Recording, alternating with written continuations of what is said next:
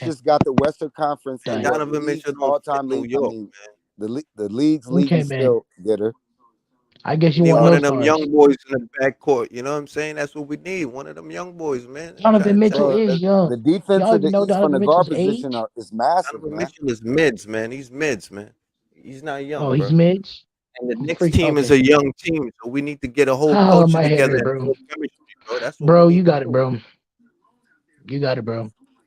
I'm telling you, I'm just bro. saying you can't Donovan Mitchell have is better off going to superstars a contending and want to team, build bro. your team up too. So you have to He pick. comes to You the have to Knicks, pick he's one or gonna the get other. frustrated because he's not gonna win that many games. That's what I'm trying to tell you. Okay, He's we're gonna gonna get play us every frustrated. year with Denver, bro. Okay, Now you're gonna come to the Knicks and just fall okay. back? Like, come on, man. Go to Miami or something, bro. And what's your point? KD was a choker and he got swept by the Boston Celtics, an inferior talented team. So what's your point? I don't know, What's bro. your You're a point? difficult person to argue with, bro.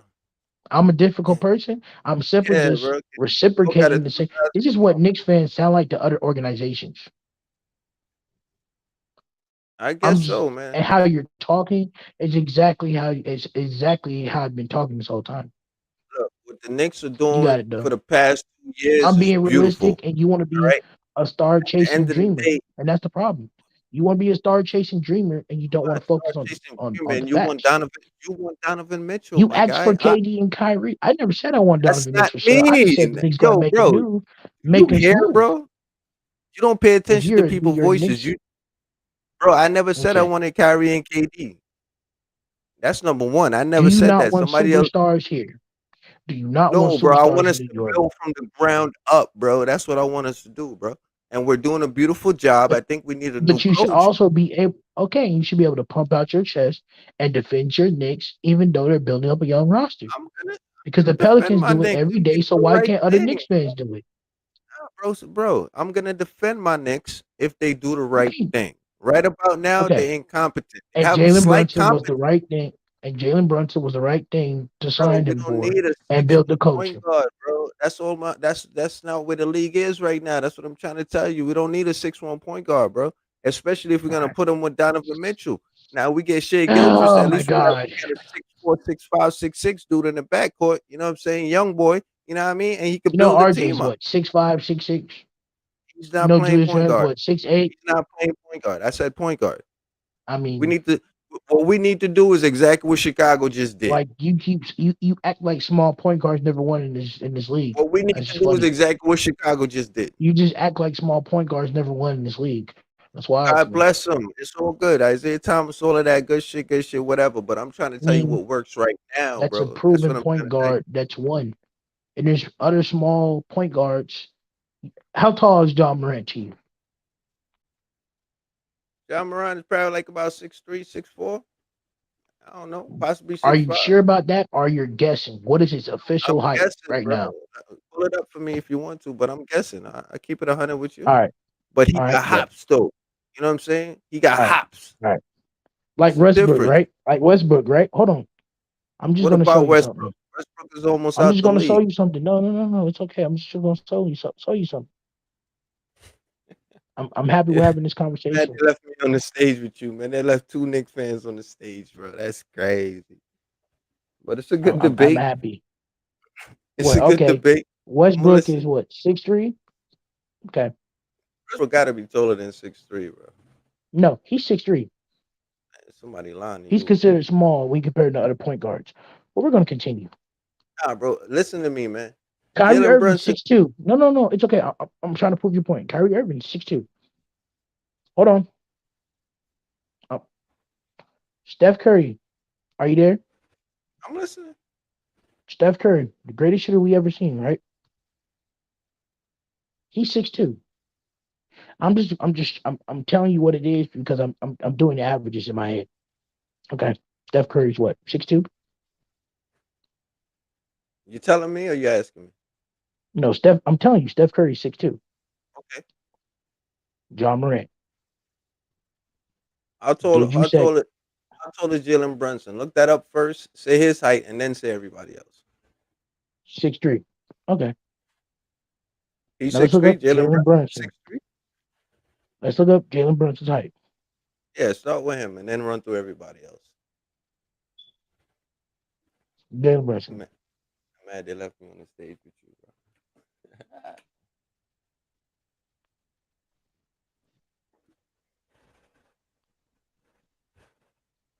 And I'm gonna give you the difference between all of them, bro. Okay. 6'1". Like we knew he was 6'1", right? Okay. And mind you, he's probably not even 6'1". That's probably just what they're telling Chris you. Paul. No, he's 6'1".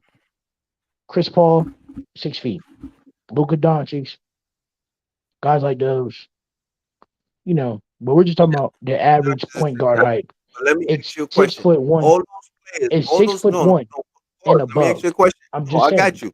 No, to every player that you just shouted out, besides Jalen Brunson, all right. So all Mm-hmm. those players that you shouted, let me ask you a question. Compare them to Jalen Brunson. Is Jalen Brunson elite? Would you consider Jalen Brunson elite? Would you consider him an elite player? Elite scorer, yes. No. Who can create his own shot, yes. Who has an offensive game and is a How many All Star fundamentally games? sound point How guard, many All yes, Star he is. games? How many All Star games Jalen Brunson made? No all stars. Okay, good. Thank you, bro. Every other player that you just called out, they're uber. They're elite in some form, bro. That's what I'm trying to tell you. So what's your argument? Are you really going to say that Jalen Brunson's not elite? Are you going to say that Jalen all Brunson right. was a trash point guard? Let me ask you a question. Within the next 3 years, do you see Jalen Brunson? Next 4 years, next 5 years, do you see Jalen Brunson making an All Star team? Yeah. Really? If not, or at least on a championship team, if the team is built around him, yes. On a championship team. Well, he's coming to the Knicks, so basically you see the Knicks winning the championship with Jalen Brunson. Yes. Yes. Okay. You're allowed to feel how you feel, bro. I guess so. And as a Knicks fan, you should feel the same way. Or delusional. No, I should not. I'm You're trying delusional. to tell me Have you that I seen these should. main stats? You're trying Have to you tell me seen I the should main live in stats? la la land, I don't bro. know about the championship, but I think he's a Have you seen these foundational main building stats? block. That's what I'm saying. He's a champion foundation building block. He's a champion Which is foundation building. yes. Look, man. Yes, like yes. Look, as a Knicks fan, I'm a realistic Knicks fan. You see, there's a Me too. difference. There's Knicks fans that paid for this front row seat regardless, and there's Knicks fans that actually, and then there's Knicks fans that say, "F that, I'm not paying for the seat. I'm gonna watch the game at home." All right, I ain't I'm paying one for of the those front row. fans. I know that. So, I can see that. You understand? But you're delusional fans. You understand? You guys are willing to I'm a waste your money. delusional fan, but you haven't checked out his film. So for you to call him I've seen not a Jalen point Brunson in the guard that you playoffs can build a last team year, bro. around, He was in the playoffs that's last year. wild to me. Yo, bro, listen, man. His father played And on the Knicks. His I've father played on the followed Knicks. Jalen That is the Brunson. reason why he's on that team. All right. At the end of the No, day, I his followed father. Jalen Brunson because I've been following him since college. I know that Jalen Brunson is a dog. All right. Well, we'll see. All right, we'll see what kind of dog. You see, he could be a dog, but is he a Chihuahua? Man, I remember Or you were saying a different tune about Jalen Brunson when he got. I was mad the you was Knicks, going to give though. him $100 million. I can feel that way. It's a good Yeah, player, you but weren't only when talking about the 100 ESPN and million. everybody's talking about it, if you're going to spend 100 or up more dollars, you're going to spend on a guy with a little bit more pizzazz to him. You were saying the Knicks ain't gonna win a championship. Knicks ain't gonna be this. Knicks ain't gonna be that. Man, what made you change your mind? Hey, listen, what's changing my mind? What changed my mind was optimism, actually looking at his film and not believing what the other Knicks fans said by being delusional. And us as Knicks fans should be happy that we have a fundamentally sound point guard because we Thank haven't had a you. fundamentally sound point guard in 10 years. Oh my god. Oh, name me a fundamentally sound point guard that actually played like a point guard and wasn't playing like a two. You got it, though. You got it, though. I get what you're saying, but we don't need a fundamental point. Like, this is New York City, bro. We need pizzazz, bro.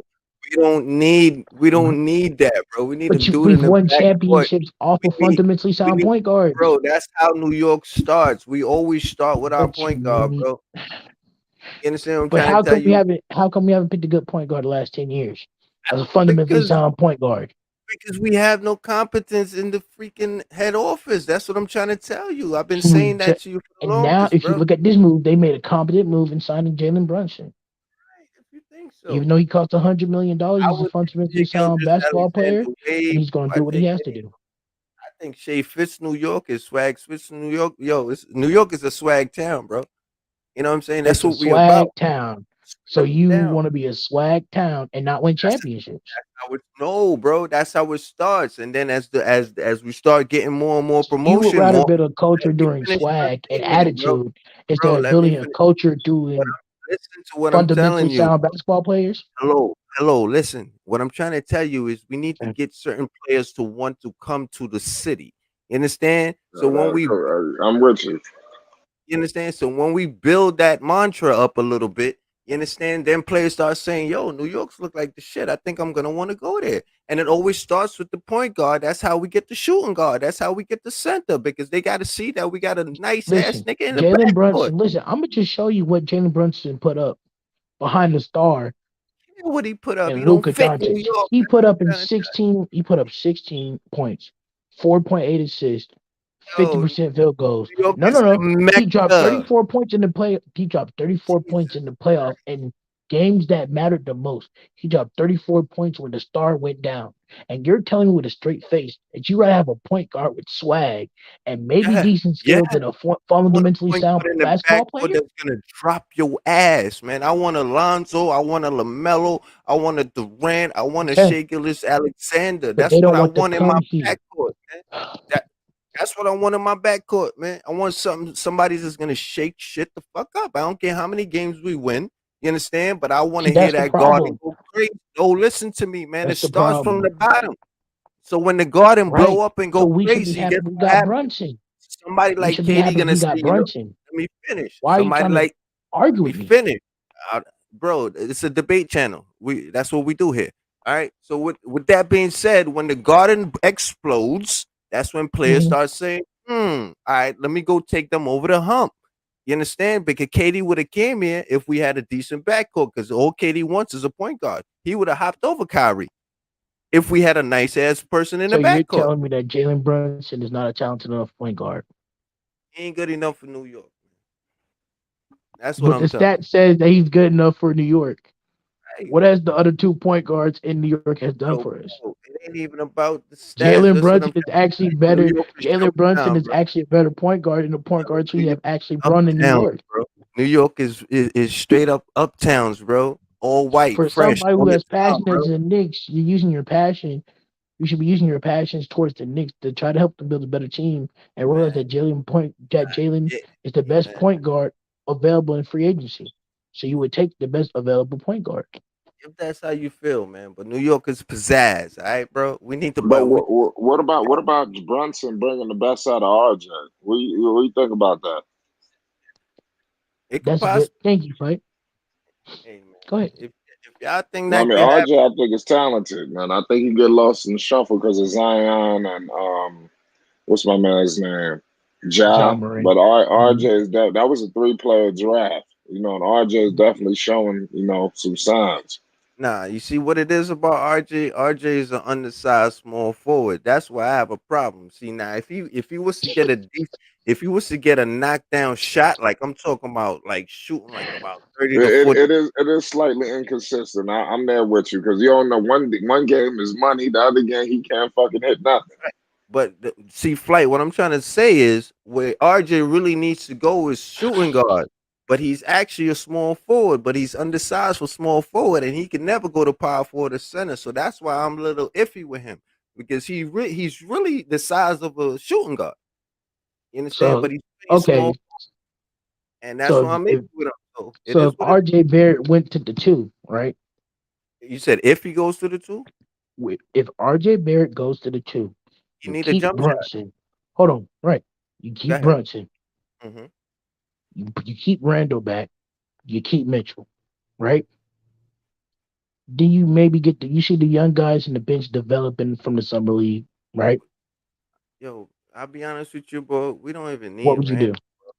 I actually don't like my Nick team. I just want us to have a nice ass point guard because I know somebody else is gonna come eventually. That's it, bro. When it comes to Randall, when it comes to I wouldn't mind them moving on from Randall. yeah, we don't need a Yeah. bunch of left-handed bandits in the garden, bro. We got a bunch of left-handed No, bandits. okay. Y'all got it.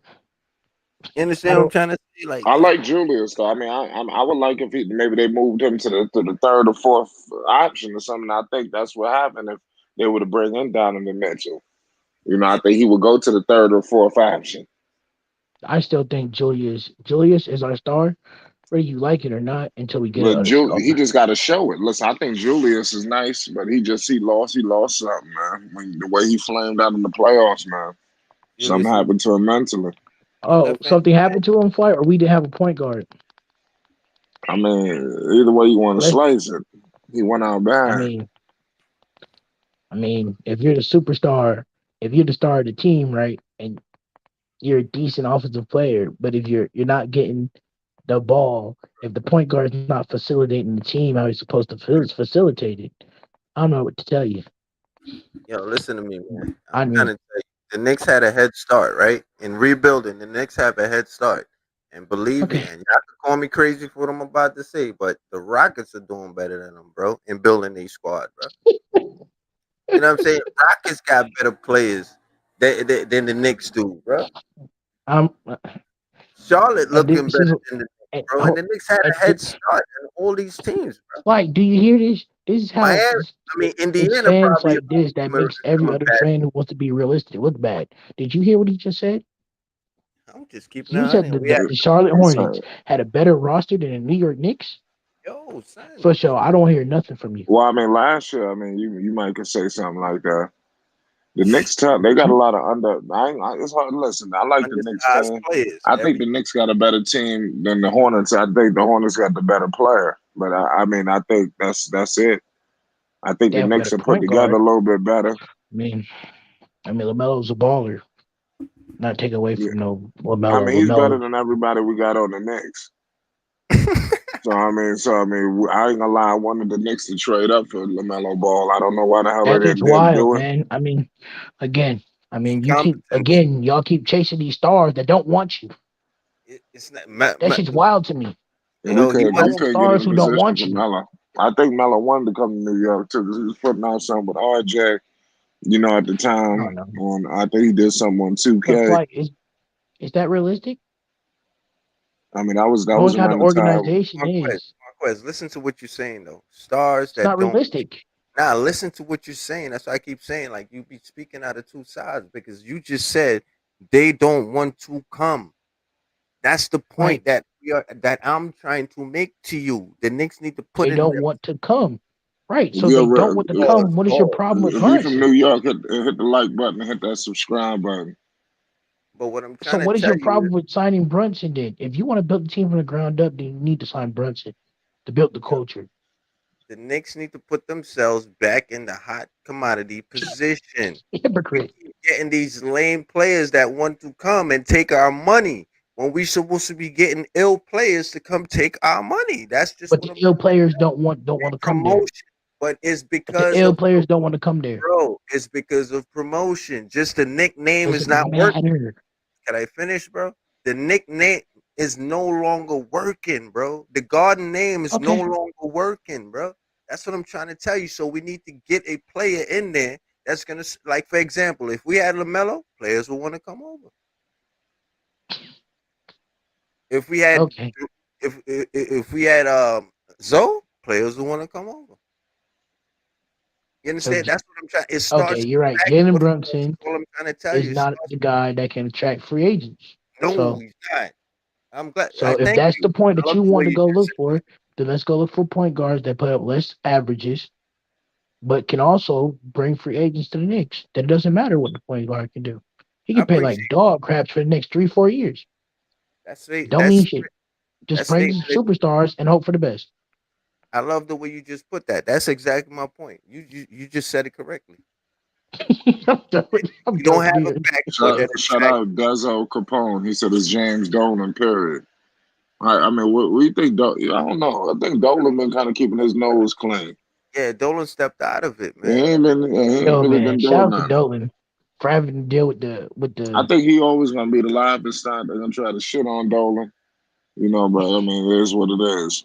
That he ain't gonna never get a break. But he ain't been doing nothing like as a recent. He kind of been staying out the way. What's your name, bro? I want to make sure you get. What's your name? I want to get your name right. That's Ted. Hey Ted, put your GM hat on, right? Scully. Would you trade it? Hold on. Would you trade away Which you trade away, Quentin Grimes, all your young core to get Donovan Mitchell, but also have to give the Utah Jazz 7 of your 13 draft picks. Would you do it? No. What I would do is Okay. I Would you hold on go ahead. now? Would you let this season play out? Right. If you can't find a trade nowhere else, Yes, get because more picks and then trade for a star all next right, offseason. Would you do that? listen to me real good, bro. The Would league you? is I'm just about. asking. No, I'm Would you giving you trade my away answer. for stars next offseason? I'm Now giving go you ahead. my answer with some substance. Listen Mhm. to me good, man. The league is about to transfer over to the young boys.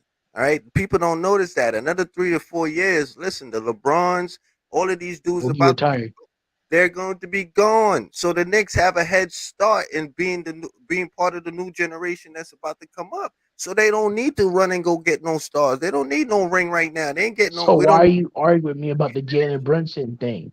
because Can, I want a better point guard. That's all. But peep how game though. Peep game though. Hold on. I'm gonna roll can with you you name right. me a point guard better than Jalen Brunson that's on the free agent mark I right have now? fun. No, what I did. This is what I was about to get across to you. All right, let's roll Mhm. with Jalen Brunson from now. For now, okay. Right. I gave him too much money, but I'm gonna roll with you. But guess why we shouldn't give up those picks? Because I have a funny feeling that point guard is coming within a few years, and they're gonna have a pick for He's that. already there with Jalen Brunson. Who's that? Jalen Who? Brunson, he's already there. Bro. Well, okay, whatever. I will roll with that. But trust me, during one of these drafts coming up, 2023, 24, 25, one of these, there's going to be ill ass point guard coming out. And I want to make sure that we have Okay. picks so that we And could if Jalen Brunson has not proven that he's the number one point guard and he's inconsistent, then I will happily agree with you at that point, and we could happily get that nice point guard off the draft board. yo, But even until Sam, then, you're looking to the future.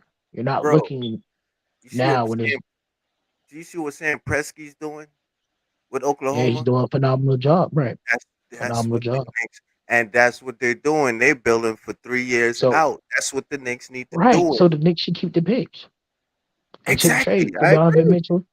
I agree That's with what you. I've been trying to tell you. We keep Brunson this offseason. Or it doesn't. If we've been losing the last 10 years, another year is not going to kill us, right? Right? We'll see what this draft lottery helps us out with. We signed some budding players that are decent enough that can help the bench score, put more points up on the board, right? And if the Mm. point guard or shooting guard or small forward or anything that can help this team more, and we draft them, maybe do some draft how the Thunder did, and we do that, will we not be in a better position? All right. So we're not debating anymore. But it's a debate We channel. not. I'm about to go against you just for the hell of it, though. You know what I'm saying? 'Cause it's a debate Oh, channel. thank you. You finally Nah, freaking admitted. I've been trying to it's not about explain that admitting. for an hour. I agree with you. I do. Understand? I really do. You made a case for Brunson by saying all of that, I but made that's a very but valid case. I brought up guess facts. what though? Here's where I go against you. It's just the money that we're giving up. We need to save some of that too, man. Oh, That's too I agree with you. much giving this That kid. overpaid. You should got Super. 89 million. You 89 understand? million. And that's the problem also because you got to look at Oklahoma. Yo, Oklahoma's going to be nice. All right, that's number one. The Rockets are going to be nice. That's number two. Indiana about to tank it down and start rebuilding too. You think they I don't really mean, care I about ain't scared. If if we draft how we supposed to draft next year, you the won't worry about the Rockets. You yeah. won't worry about the Thunder either. Yes, and I'm gonna say that to Because fight next too. year's draft is If really the we real deal. I've draft actually the looked at the way we're draft. that's the keyest thing. If we draft the way we're supposed to draft in the next few years, we will be okay. I'm with you. Listen. I used to crap on Quentin Grimes and said he was trash. I looked at him in the summer league. Just looked and see how he played. We actually got some young guys right now. They're actually pretty good and they can score on their own. God forbid we got to make Jalen the bench point guard like he was with Luca and get a better point guard. We still know he's gonna put up his numbers. So are you mad at that, Ted? Nah, I ain't mad at who you said Luca. Okay, for sure then. I'm You said Luca. I'm being realistic. You said Luca though. No, I'm saying you remember when say we get a point guard that becomes a budding star like Luca, and we still have Jalen Brunson. If our starting point guard who's become a superstar goes down, Brunson has already proved to the league that he can drop points without Luka and still win. Okay, I give it to you. You're making good points, man. Because he proved that against the same Utah Jazz we trying to trade Donovan Mitchell for. You're not being delusional. I get you. I've been not being delusional. I'm just being a realist. If the New York Knicks, if the superstars not coming, get free agencies that can build up the culture, and then you draft, and then work that way. Because long term, the draft is going to help the weaker players, the weaker teams. Because all the superstars are going to get old and retire eventually. They can't keep doing this. That's my point. The league is in transition right now. So what we need to do is pull in the youngest and the brightest and the best players with our draft picks. That's what we need to do. And now we can start making our trades where we need to make our trades after that. I was so happy, bro. I was so happy, bro. The Knicks looked at the Utah Jazz and closed the door. You want me to give you 7 picks and all my young core for a 6'1" guard when I already got a 6'1" guard? Miss me with that shit. That's stupid. Aren't you happy about they closing the door for that? What if we get Donovan Mitchell for cheap? That's the difference. That's gonna be. I'm telling you, the Knicks got a lot more leverage. The Knicks got a lot more leverage than a lot of people don't realize. But I still believe that Donovan Mitchell should go to a contending team. He's gonna stress himself out. You're gonna come to the Knicks and you're gonna play for a team that's rebuilding.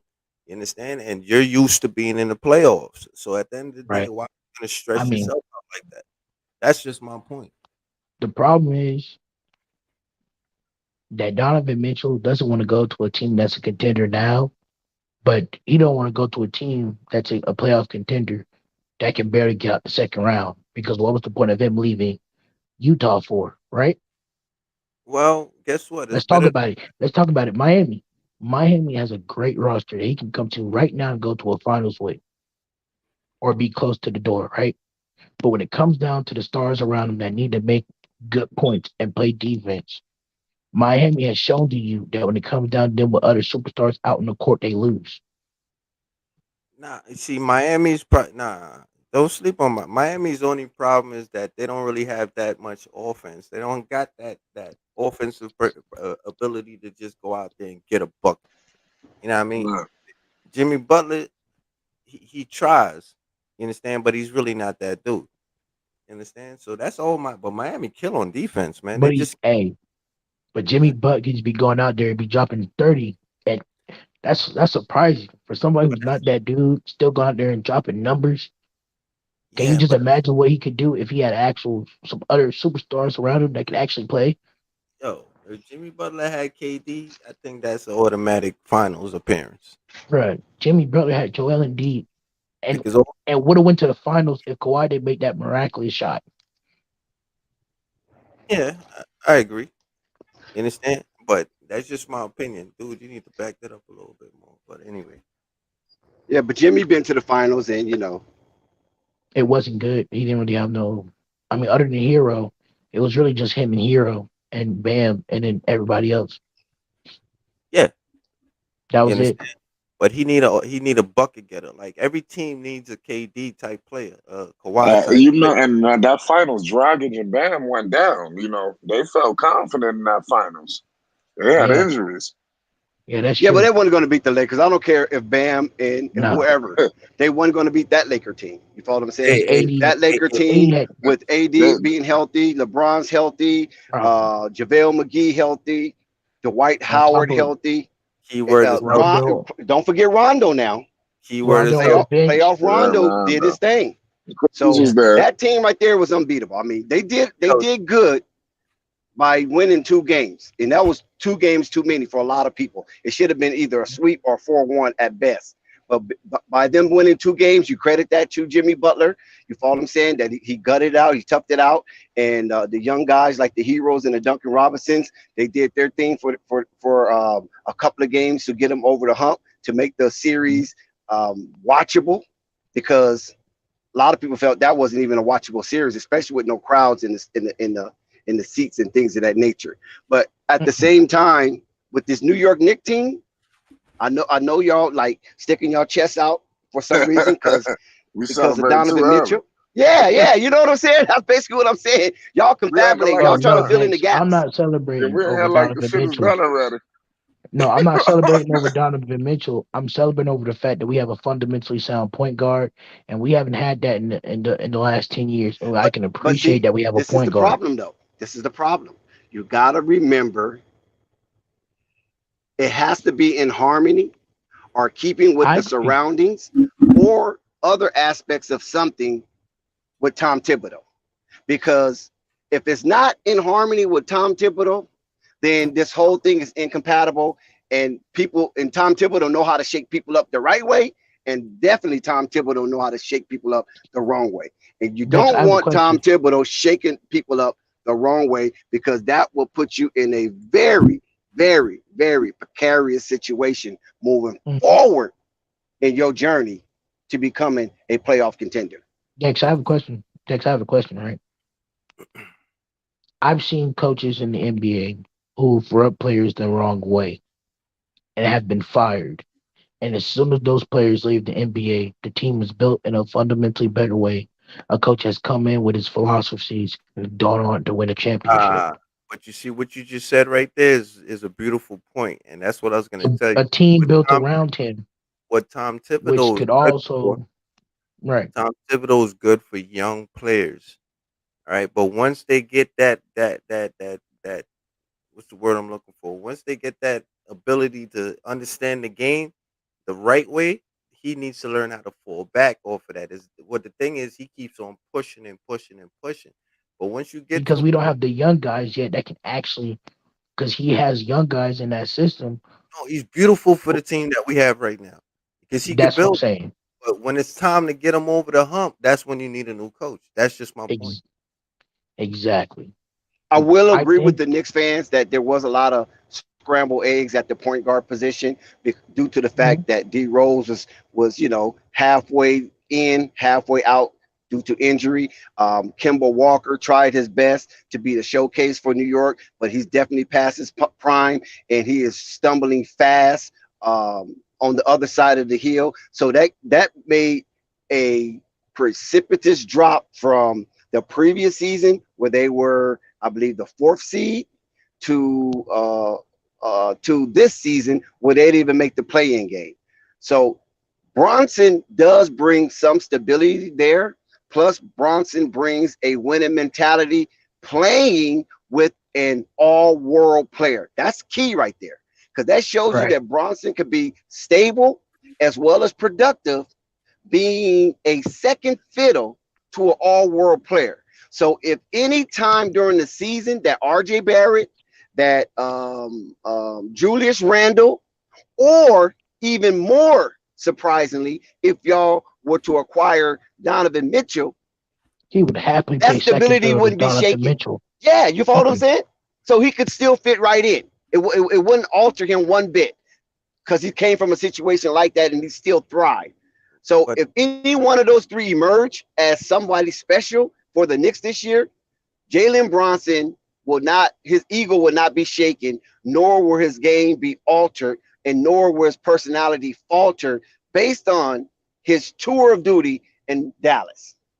Yeah, but Dex, a backcourt of Jalen Brunson and Donovan Mitchell, does that make sense? But there's no really. I don't know if it makes sense, because I don't know what else the Knicks were going to do. Because if Mitchell Robinson is the Mitchell Robinson they willing to pay for, then yes, it does make sense. Damn sure Mitchell it makes Robinson sense. is going to be the Mitchell Robinson that we pay for. We got to stop acting like Mitchell Robinson is I'm telling you, a don't sleep scrub. on Mitch. Mitchell Robinson is that dude. Y'all act like Mitchell Robinson is a was hurt scrub. last year. Mitchell ain't no scrub.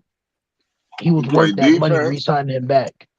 Why did you think those Chicago They Bulls paid that fans? boy some bread. Right. Why you think those Chicago Bulls fans wanted Mitchell Robinson? Because they know the potential. They know that they realized he was probably a better fit for that team.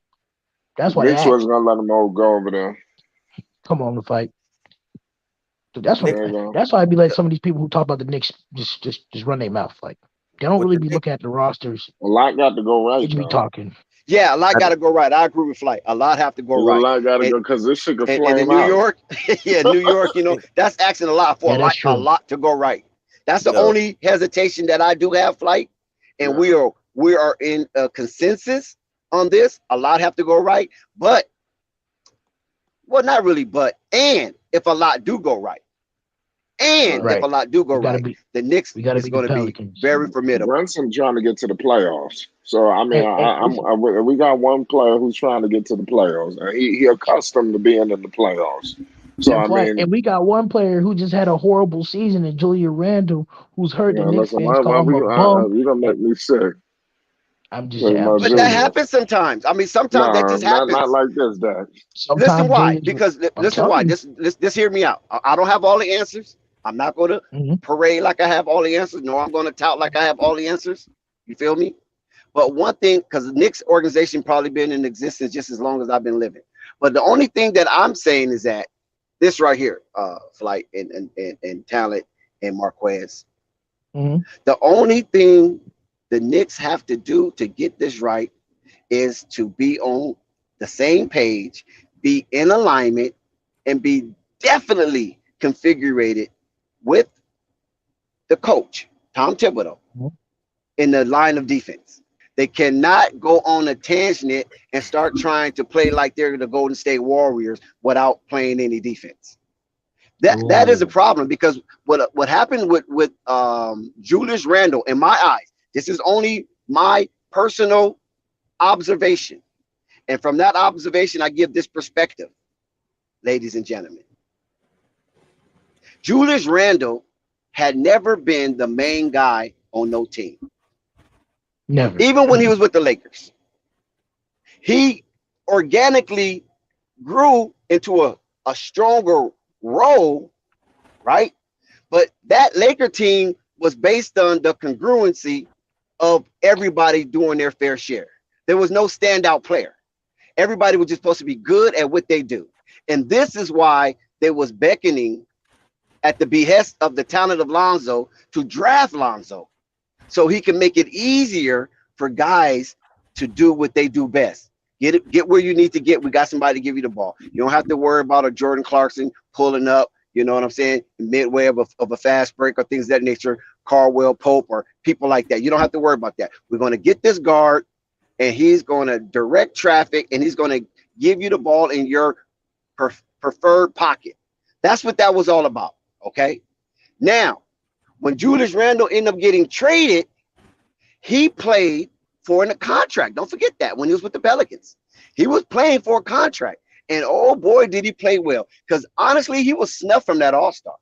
He possibly could have been a freaking All-Star, but so happened that LeBron just happened to be in the West that year, because he played extraordinarily well for the Pelicans. You feel me? This is why Anthony Davis felt, okay, you got Drew Holiday, you got Julius Randle playing out of his mind. I can ask for a trade now and I don't feel bad about it. You feel me? That's what he thought in his mind. Of course, it backfired. There's a lot of backlash that came with that chemtrail. You follow what I'm saying? But he won a ring. He won the ring. So when Julius Randle played for that contract, he ended up getting it with the Knicks with the signing. I believe it was a signing trade with the Knicks, or I don't think they just let him walk for free. He ended up getting it with the Knicks. Right. So he ended up getting it with the Knicks. Now, once he got that contract, he played damn near 2.5 years for that contract. And I think he was a little exhausted. I gotta admit, I think Julius Randle was a little exhausted, and it caught up to him last season. That's why you saw the precipitous drop from his play. Not only from his play, even his demeanor, because he wasn't acting like the bully on the block anymore. He played a little soft. It's like he kind of sleptwalked through that season, basically trying to regroup, you follow what I'm saying, and reset. So now this season with Jalen Brunson, he know he's on the clock. He know that every dribble must matter this season in New York. He can't play with none of the ticks, or else he's going to be gone, and he's going to be gone fast. Dex, you just said thank you, Dex. That is, I absolutely 100% agree with you. And a lot of people forget this. When Julius Randle first got, it's a love-hate relationship with Julius Randle, because people crap on Julius Randle, but before Julius Randle got here, the Knicks were a lottery team. Julius Randle, with that attitude and being a bully, we won the most improved player, and help this team push a run into the playoffs. And All-Star, brother. He got that both. And All-Star. Most improved player and All-Star. 2 supreme accolades in one season. Absolutely. But the reason why we couldn't win was because we didn't have a point against the Hawks, was because we didn't have a point guard that could run the offense. Shame on you. Hey, man. What I believe the Knicks need over Julius Randle, we need a shooter.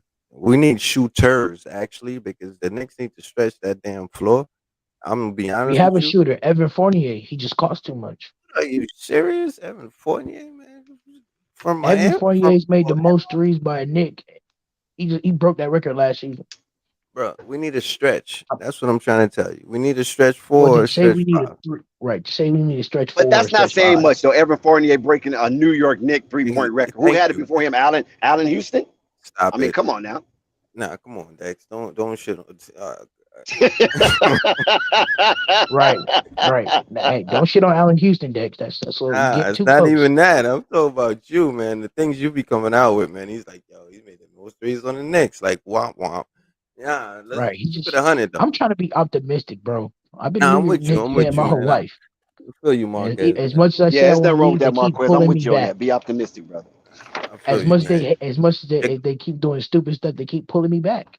I can't let the Charlotte Hornets disrespect my team and go to sleep at night. I just can't. Your glasses half full at all times with the Knicks. I got you, bro. I ain't mad at you at all.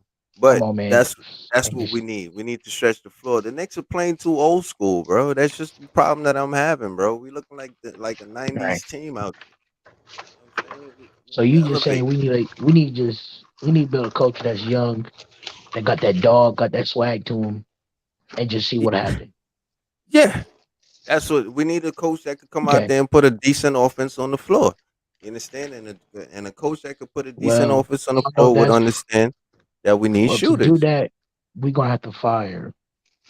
You damn right. We don't gotta because fire Tom Thibodeau's a defensive coach, right? We could keep so that him. means you can keep him. You just need an assistant coach who is strictly predicated on offense and offensive sets. We need a head coach. Tom Thibodeau need to move over to being the assistant. So you saying that Tom Thibodeau, coach of the year now? I don't want to hear coach of the year in the New York Knicks organization, and you're gonna slight that? You're gonna sneeze at that? I'm going. Really, Talent? Bro, that's hard to get. A coach of the year with a New York Knicks roster. Marquez and Talent. He brought the New York Knicks from. If you dare say he brought us back, bro, don't you dare say that. He kind of did. Who did that? Who brought you back? Leon Rose? Man, Worldwide West? Yeah, who brought y'all back? Man, he didn't bring us. James Dolan. Who brought y'all back? He didn't bring us back far enough. Leon Rose. but no. See, you can't say that. I can't sneak. I can't look. Even though Tom Thibodeau slighted me, I tried to get a interview with Tom Thibodeau, and he looked at me like if I was dog doo-doo, and I'm talking about dry dog doo-doo. You follow what I'm saying? Nobody's not even paying attention to it. That's bad. You follow what I'm saying? Hate what I'm about to say, but I would take Stan Van Gundy over Tom Thibodeau. Yeah, bro. I'm done talking to you. No. Don't do that. I don't know who he is. Don't do that, I don't know Talent. who this nigga is now. Because I'm sorry, bro. Listen, one more question. Something wrong with Talent. Talent's having an episode. Bro, it's obvious. Bro, I thought I was. You said Stan Van Gundy, not Jeff. You said Stan. I would take Stan Van. I would take. Don't do that. Don't do that. I know Tom Thibodeau crapped on me. He crapped on me on the interview. I wanted him to interview for Flight Sports TV because that would have been a dream come true to have Tom Thibodeau be interviewed on Flight Sports TV. And I was right there, and he looked at me like if I was dry dog doo-doo. I know he did that, and he was definitely wrong for that. I think he's a weirdo in nature. But at the same time, he brought you guys back to relevance. Give me Dan Tony back. I cannot take that away from Tom Thibodeau. Damn, he made y'all play some hell of a defense. Appreciate Tom Thibodeau. And that's because he had them playing stellar defense. Remember now, the Knicks was like one of the top 5 defense in the league. Dex, here's my point. We was still top 5 last season. Now, listen to me good, though, man. It's 82 games in a season. So when you have a team playing defense like that, you're running them boys, man, for 82 games, man. Like, let's keep it 100. Defense is not a factor until you get into the playoffs, man. So him being highlighted for so we got to just outscore everybody. We just got to blow by everybody else by points. Nah, we just got to make sure that we win enough games to get into the playoffs, and then we can lock it down. That's understandable. But you running them down. My head hurt, bro. You running You them say down. some fire, and you just lose me. Look, man, it's my opinion. I'm allowed to have it, but I'm just saying. You're right. You're right. Everybody got an opinion. They're allowed to have one. Everybody got a mouth, like they have. Everybody got a mouth, so they're allowed to I'm just speak saying. whatever We all nonsense know comes what out their mouth. opinions are. We all know what opinions are. Yeah, but you can't. Opinions is like, and all of us have it, and we take it everywhere we go. Nah, don't say it, bro. Don't say it. Yeah, we know. Yeah, we know. Right. Come on, All I'm Dex. saying Come on is now. you can't run these boys down because look at the point. They did not make the playoffs, and then they fell off. They tipped off at the end of the season. So you got to understand why. It's because you running them boys for 42 games, for 52 games. You understand? But And if then we when it didn't comes to run the end them of the boys, we season, would have made the playoffs the first year, bro. nah, bro, you can't do that in this time. Like the league is too. Oh, Listen to me, bro. The league is too at the athleticism in the league is a little bit different now, bro. It ain't these young about bulls soft. it's not about throwing your back to a player and bodying them down anymore. Right about now, it's grab the ball and go. You understand? So the offense is high paced right now. The shot clock is even less than what it used to be. So you sitting there focusing on defense for 82 games, that becomes a problem, man. You wearing these boys down. And that's the problem to me. You understand? So you Yeah, gotta chill them out. You know what I'm saying? Like slowly elevate them throughout the season. I mean, keep them focused on defense, but don't run them, man. That's the problem. You you know understand? what, Because bro? I'm I listening. can agree with that. Don't run them to the ground, so we have some. Yeah, If you because already if got like a put up, playoff set, yo, keep it 100. don't run them Not to down. cut you, I see. not to cut you. Let's keep it 100. If we took that same Knicks team that started the season off, that you guys are giving all that credit to, and you dropped them in the playoffs, you don't think they would have went deep with that type of defense? They would have absolutely. They probably would have been Okay. like a series close before the Eastern Conference Finals. But they And was that's going Tom Thibodeau's hard, problem. He is running them phenomenal. 48 minutes a game, bro. 48 minutes a game. And he's running them in practice. Let's keep it 100. You Yeah, that understand? is true. He is got them hard. And look at what the Golden State Warriors just did. Look at the defense they just showed you. And Steve Kerr don't run these boys like that. And can I be honest here, bro? That record they had to get that record could have been better. But they just played within their means and trust the team that they built and saved the secret in the words of Space Jam, that secret stuff for the Look, man. playoffs, like they always do. There's 4 quarters in the NBA, man. College, you got 2 halves. All right, you can't Yeah. run these boys like that, bro. You just can't, and that's a problem. And that's why certain players won't go play for Tom Thibodeau because he's gonna run them down. I mean, shit, I give him that. Look, man. At the end of the day, man, even Derrick Rose, the situation with Derrick Rose. I mean, he knows exactly how Tom Thibodeau is, but you could have had a better Derrick Rose at the end of the season. Understand? Even the situation you just said with Kemba. You understand? If Kemba had a little bit more less wear and tear on him throughout the season, you probably would have had a better Kemba at the end of the season. That's all I'm trying We to say. can't say Frank Ntilikina because Frank he wasn't hired then. That was more of a Phil Jackson decision. Nah, So oh, you can't stop say it. Frank Ntilikina. Where is he? I don't want to talk about the Frenchman. Oh, Where I gotta nah, brush my teeth out with soap. Ugh, where is he? I don't even freaking know. Okay, that's my point. Hey, but I do like this. On point guard, we got Gene Montero from the Dominican Republic. It's pretty nasty. Let me ask you, there's one name I don't ever hear come up, man.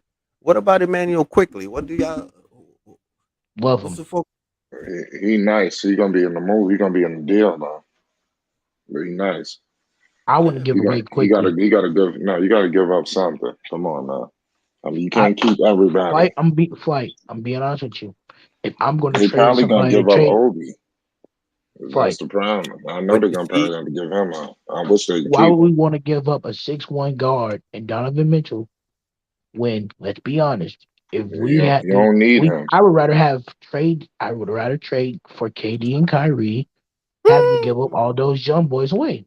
Be honest with you. Marquez, KD is not coming to no damn Knicks, nor is yeah, Kyrie. that's a That's what I'm They fantasy. got saying. a If it they was have a hey, disdain for the Knicks. That's why they went to but Brooklyn to slight right. them. But if it was realistic and they didn't slight us, Dex, we would take them.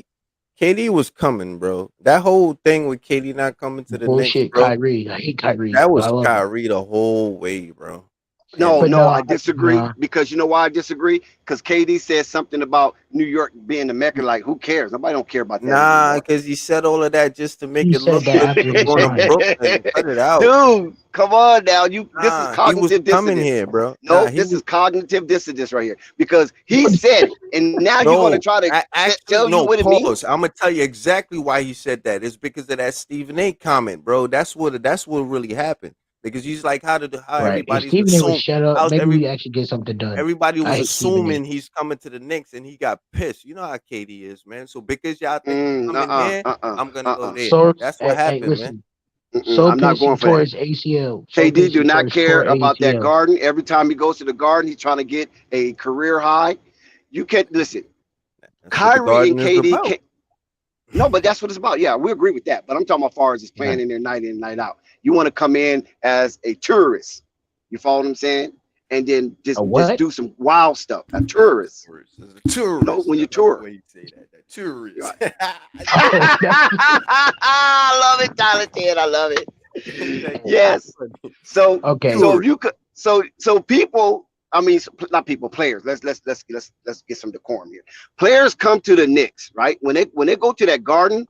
It's like fabulous. You know what I mean? It's like being on Broadway. So you have to put on a show. Nah, Michael Jordan started that crap, bro. It was MJ that started. No, it was before Michael Jordan. No, it was before Michael Jordan. It was Mecca before Michael Jordan, bro. Magic, you know what I'm saying? Well, then Mike made it popular. Well, yeah, Mike kind of made it popular. I can agree with that. You know what I'm saying? Because he was so spectacular. Because the Dr. J, you know what I'm saying? He want to put on a show in the Garden. He's from New York. You follow what I'm saying? Earl the Pearl. You follow what I'm saying? When they come to the Garden, Wes Unseld and all them type of people. You got Wilt Chamberlain. Oscar Robinson, Wilt Chamberlain, Kareem. They all wanted to put on a show when it came to the Garden. It's just something about Broadway. It's just something about Manhattan that you just come there and you become the best actor that you can be, and you want to be the best entertainer that you can be. It's just something that you did. Same with it's a Mecca. That's what I'm trying to say. Same with Magic Johnson and the Lakers and all those guys. Larry Bird. Let's think about Larry Bird in the Garden. That used to be freaking why you gotta embarrass us, Dex? They gotta embarrass us like this for the next 20 years? The Knicks was holding up the Knicks was, listen, back then the Knicks was holding up their end of the bargain. They just wasn't winning no championship. But they used to have those Christmas games with Bernard King and all those people, you know what I'm saying? And they used to put on a show. But the only thing I'm saying is that talk about Bernard King. Right. But the only thing I'm saying is that when you try to put something in order, right? Because you're trying to talk about Kyrie and Kevin Durant, and when you try to put something in order to bring something out of a state of confusion or disarray, that's what you asking them to do to go to the New York Knicks, and apparently they didn't want to do it. One thing about Brooklyn, going to Brooklyn, remember they had just made the playoffs, and my homeboy Jock Vaughn, that's my homeboy Jock Vaughn, was coaching them, even though they got their heads split. You feel me? So they're looking at that situation because they're looking at that situation as a way better situation than trying to bring something out of a state of confusion and disarray what the Knicks was. It was so much bad PR surrounding the Knicks. They didn't want to have anything to do with that. It was basically what's the Scrabble word for that? A giant dumpster fire. Basically something to that nature. You know what I'm saying? It was combo bulated. So that's why the New York Knicks. That's why the New York Knicks. That's why the New York Knicks lost a lot of its luster, based on James Dolan and a lot of moves that they was doing internally. Yes, you're right. It was the Phil Jackson era that did that to us. It was the Phil Jackson era. Lamar Odom. I ain't gonna say it. I ain't gonna say that. Phil brought you guys a unicorn. No. Oh, unicorn, my ass. No, but that's what he did. Yes or no? That's how it all went down, though. That's what I'm trying to tell you. And then after Phil was fired, then we had the issue with Porzingis because Porzingis. Don't say that name. He brought you guys a unicorn. Ted. Don't we don't speak that name over here. Well, Porzingis. So whatever Phil Jackson did wrong for the Knicks, he brought you guys a unicorn. That's all I can say. And that's a lot more than a lot of GMs have did in 15 years in the league. They have never brought in a unicorn. Yo, listen, if Porzingis had never left, I think we'd have still gotten KD, bro. We'd have gotten KD for sure. But at the end of the Shit, day, if just remember Porzingis never left, KD we was probably be leaving. champions with KD KD left and the Kyrie right Warriors. now. KD left the Right. Warriors and he couldn't find a team to go to, and the Knicks was the only Damn, highlighted Kristaps. team. But then all of a Kristaps sudden, asked for a trade out of here. Mr. Free Kyrie wanted Kristaps. Mr. Kyrie wanted to leave the Garden, the other Garden, the Garden. You understand? He wanted to, and that's when all of that thing came about. And Kyrie chose the Brooklyn Nets, and that's why KD decided to go to Brooklyn, man. I'm trying to tell you, they were both coming in the Knicks, man. But we stop we talking were in about disarray. KD and Kyrie not coming to the Knicks? They're on Brooklyn and they got swept. That's the perfect get back for choosing them over us. You got swept by an inferior team. But you got to think about it, Marquez. You got to think about it. At the end of the day, we kind of all right because we didn't need that problem because that problem would have came to the Knicks regardless. I told you that earlier. You called me I agree with listen, you. Diesel Capone, hold on a second. Diesel Capone said Porzingis was a fairy, not a unicorn. Well, that's easy to say now. That's easy to say now, but they wasn't saying it then. You feel me? No, everybody was loving Porzingis. He was one of the most marketable players in the NBA at one time. He was like top 5 marketable players in the NBA, and the Knicks had it. And what the Knicks would trade for that again, right? To have a top 5 marketable player in the NBA right now. I ain't gonna lie. I'd rather have Chet Holmgren in a New York Knicks jersey. We got the second pick in the last year's draft. Y'all would have hated me for that. Porzingis sold us out though. He wanted to leave. Yeah, we wasn't trying to get rid of him. Free sat there he went back into his country, got mad emotional, and came back and acted like a little biatch. Right. That's why he's an inconsistent and he was injured, injury prone player now. And listen, he was injured, and what did Mark Cuban do? They were like, oh, what? Okay, no problem. We take him because we're going to draft Luka and we're going to pair him with Porzingis, and it's going to be on and cracking. What did that lead to though? It didn't last that long because he got traded to the freaking Wizards. Exactly. And what are you gonna do out there? You over there dunking the ball all hard. Diesel, I agree. Nobody did clap. They was actually booing because they didn't think Porzingis was going to be that dude. But they were right. Phil Jackson, no, that's not true. He got injured, bro. He was that dude. He was that dude. Yes, he was that dude. Thank you. In New York, he was that dude. And that whole team would have been hit. Yo, Dallas. The whole New York team would have been his right now, bro. I ain't gonna. If he wouldn't have got injured, just think if he wouldn't have got injured. Him and KD would probably be fighting for the best player in the league. Maybe if he wouldn't have got injured. I know LeBron James would have something to say about that. No, you got to remember what he was doing, dude. He was doing everything. That's why they call him a unicorn. He didn't get that name because he's Porzingis. He got that name based on his play. And it was KD who gave him that name too. FYI. Can you imagine, y'all? Can y'all imagine? Could you have imagined, Ted, if we had KD and Kyrie and Porzingis going head up against LeBron and whatever team was in Cleveland? Why you keep getting KD? KD had no interest in becoming a Knick. Yo, bro, yes, he did. He was the only one that wanted to be a Knick. Kyrie is the one. He didn't even give you guys an interview. Remember that? He was coming here. He was like, bro. no, I'm not interviewing with you guys. Hey, Ted, we slurping KD. So where you getting that from, talent? No, I'm telling you. Talent. We slurping KD too much. He didn't give us an interview. Freak him. You're right about that. He was coming. Freak him. How you gonna be interested in something but you don't give him an interview? Come on, man. That don't even make sense. He did that because everybody. Jalen Brunson gave us an interview. Everybody was assuming he was coming in. He didn't like that. Like KD emotional. Talent. Talent. You're more delusional than me with the Cowboys, thinking the Cowboys going to win a Super Bowl when they start out the season 0-4. All right, don't believe me. Dex, we're not gonna do that. We don't talk about the Cowgirls over here. Let's just keep it strictly on basketball. I'm glad you guys bring balance to my delusion. You New York fans bring balance to my delusion as a Cowboy fan. I'm telling you right now. I feel real comfortable among you guys. Suck. Easy on my Knicks over there. Twice. Y'all suck. We beat y'all twice. We beat Rumble twice to win a ring.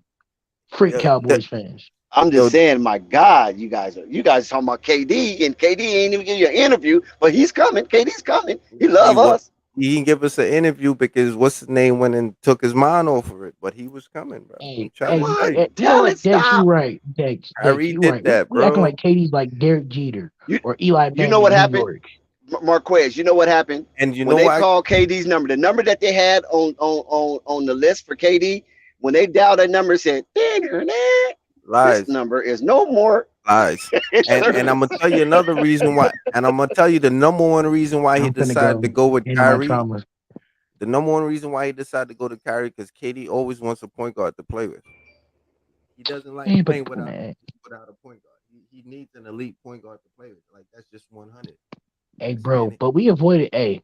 Shout out to. Hold on 1 second, guys. Hold on 1 second. Hold on 1 second. Oh my God! Listen, the good news just never stopped coming in, and damn sure we appreciate it. You follow what I'm saying? You have to be a maniacal pariah maniac not to absorb good news and then share it. Shout out to Basil Carpenter, our #1 supporter, with his $40 donation to Flight Sports TV. Shout out to Basil Carpenter Jr. for his $40 PayPal donation to Flight Sports TV. Way to go, man. Keep up the good work. Y'all continue. Shout out to Basil, man. Thank you for giving support to Flight. Shout out to Basil. But back to these. All right, now back to these Knicks. Again, the Knicks got Brunson. Talented TV. You put that smile on your face. We got a point guard for 10 years. You should be happy. I don't know about that, but okay. Hey, what's he gonna get a better other point guard better than Brunson right now on the free agency? I'll wait. Nah, they could have kept Brunson. To be honest with you, they could have kept Brunson. Okay, for sure. All right. But look, so man, I'm a roll. Let's see how he perform. Let's see what happens. I know how Jalen Brunson performed. I know how he performed. Man, he did that shit one time, bro. That's one appearance in the playoffs. He dropped 20. He dropped 31, 21, and 21 the next 3 games to get them sorry Utah Jazz up out of here without Luka. All right, but listen, but just because you have a good game or two, that doesn't mean that you're elite. You understand? It's consistency, man. I've seen his film. Trust me, I've seen his film. He is like that. Y'all be thinking because the dude have 2-3 good games. Like, nah, bro, you gotta have 20 of them things. You gotta have 30 of them things, man. He was the college basketball player of the year. Jalen Brunson is like that. Jalen Brunson is a really good point guard.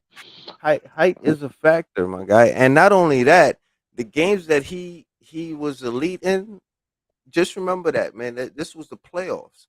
You understand? So there's a good chance that they didn't even game plan for him. So the shots he was probably getting. Here we go. I'm just keeping it 100. I'm just keeping it 100. They've had a whole playoff. Playoffs. Let's see what he do this year. Now that team's. Will you pay homage to me Would you pay homage to me when he goes in the regular season and start dropping and drops? I'll pay homage to you if he becomes an all-star this year. I'll pay homage to you without a doubt. If he comes an all-star the next. If he's even mentioned. If he's even I'll do you one better. If he's even mentioned for becoming an all-star this year, I swear to God, I'll pay you homage, bro. For sure. Dex. That's how you. Hey, Dex. It's put out there, chat. I don't hear no excuses. I don't hear no excuses, talented. I want you to come up here and pay homage and say that Jalen Brunson is the point guard that we needed. And I was right. Let me tap into Dex emotions just a little bit, though. Yo, Dex, you think LeBron gonna have to play center this year, right? You said center? Yeah, he might have to play center this year, right?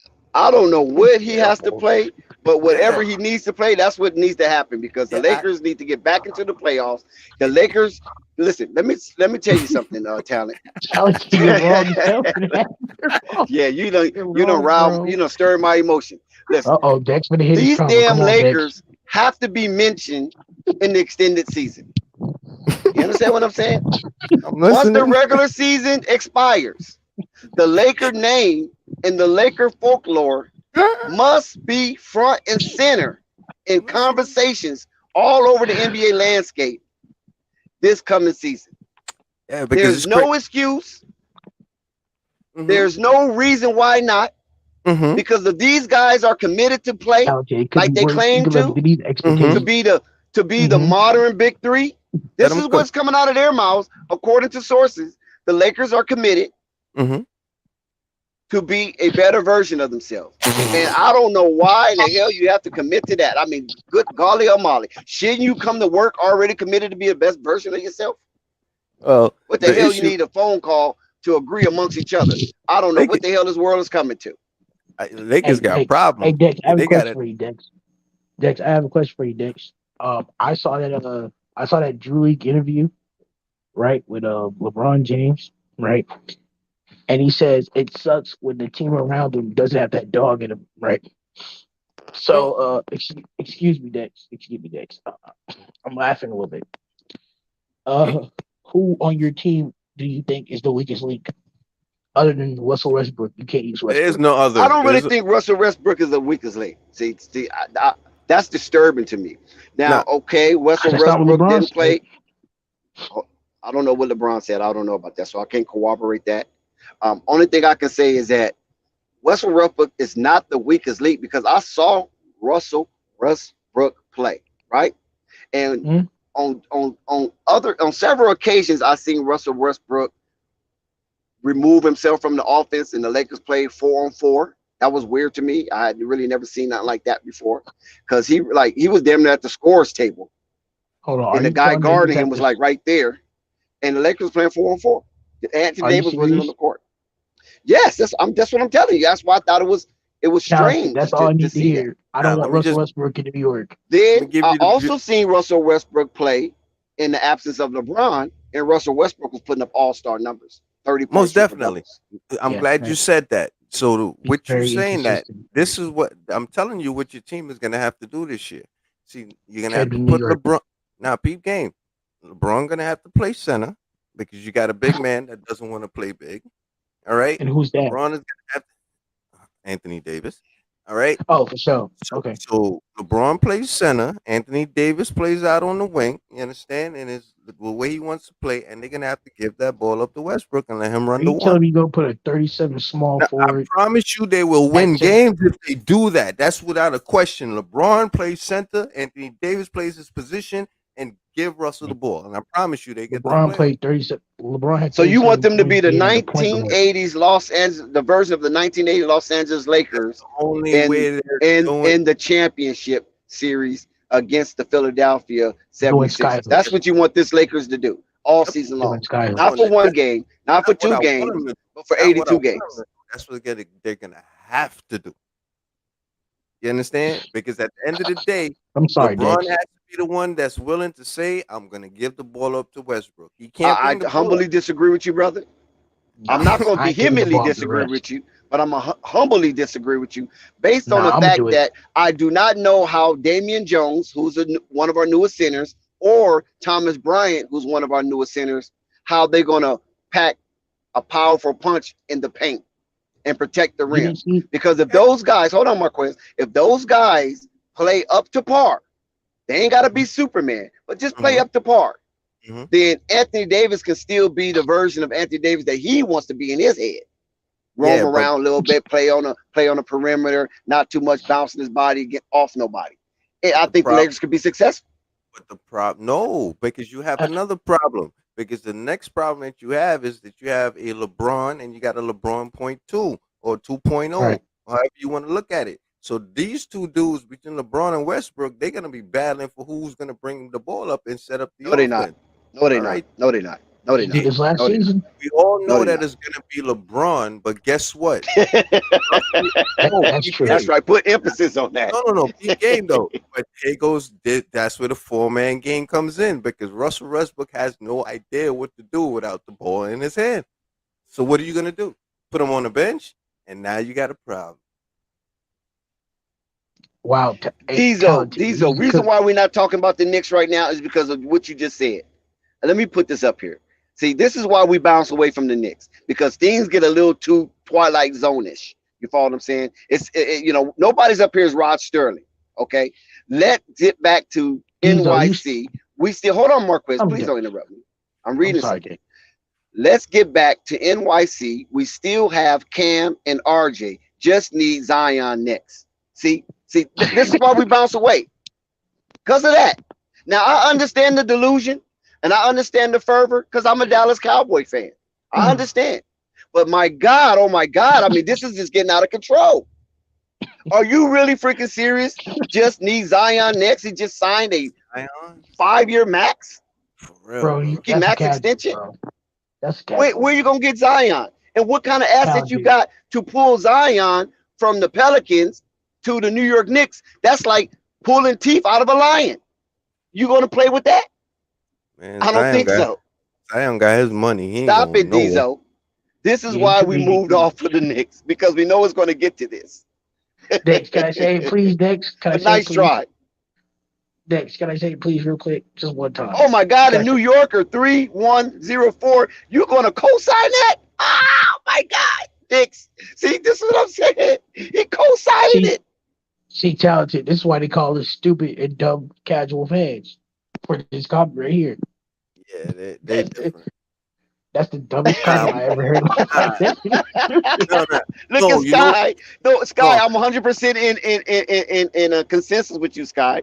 That's crazy. One person say something that's so Twilight Zone, and then somebody else gonna backdoor it with a cosign, and they thinking they're really saying something genius. Dex, those are the type of fans that they just pay attention to the players. They don't really look at the numbers, bro. No, man, that's Dex, crazy.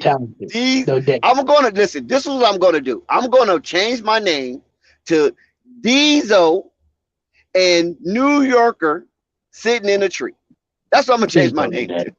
Please don't do that. If I get one more delusional take from a New Yorker and Diesel, I'm definitely might change my name to Diesel and New Yorker sitting in the tree. Don't finish it. Just leave it right there, sitting in the tree, and we done. Right. I know where he's going with this. Hey, Dex. Diesel and New Yorker does not represent New York Knicks the fan base, in any other way. They do not wear the apparel.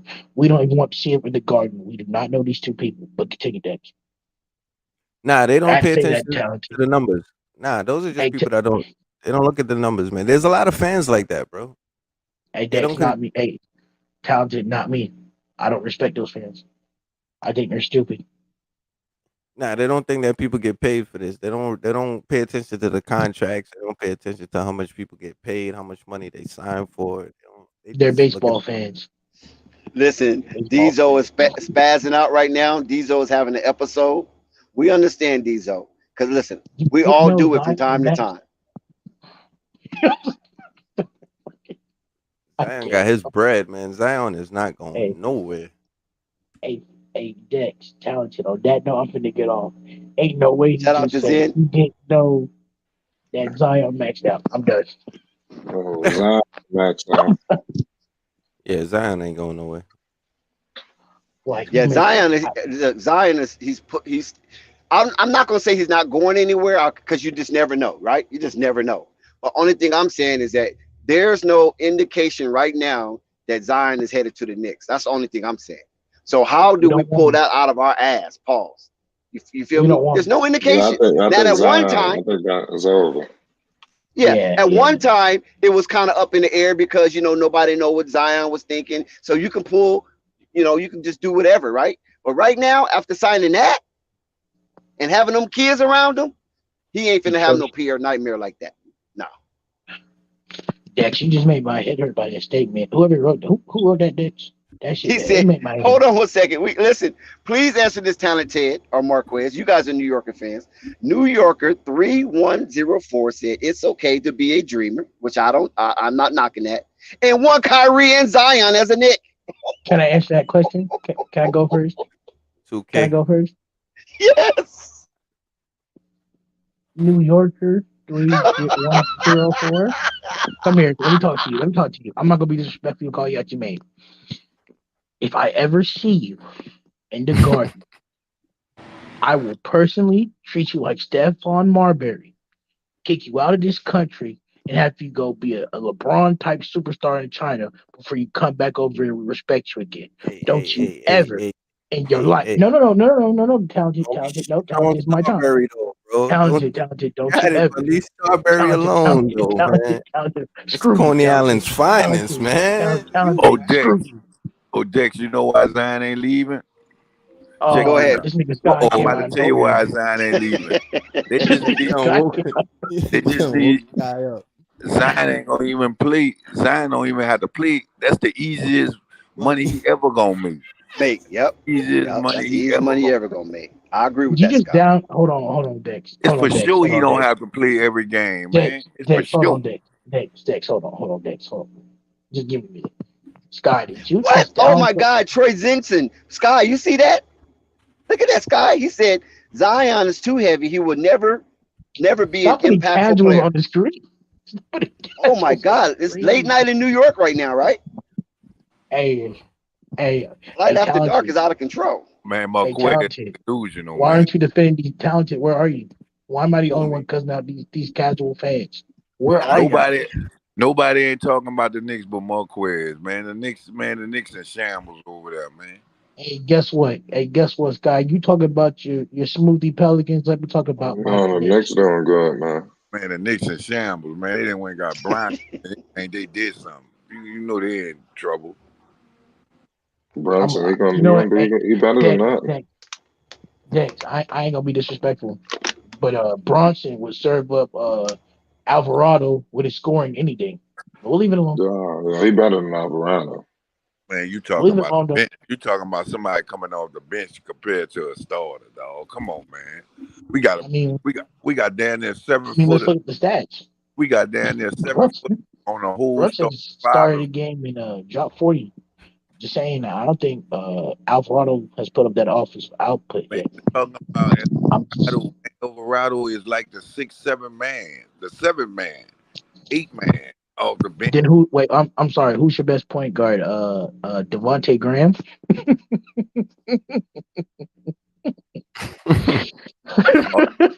Whereas you come on here when the season starts. Oh, I bet you'll get for sure. Oh man, I'm worried about Devontae Graham and Jose Alvarado. Devontae Graham gonna be coming off the bench. What you talking about? So Alvarado started. Damn sure no matter where he did. Man. No, CJ McCollum started. You gonna put CJ at point guard? He is point guard. It's gonna be. So he's the point guard.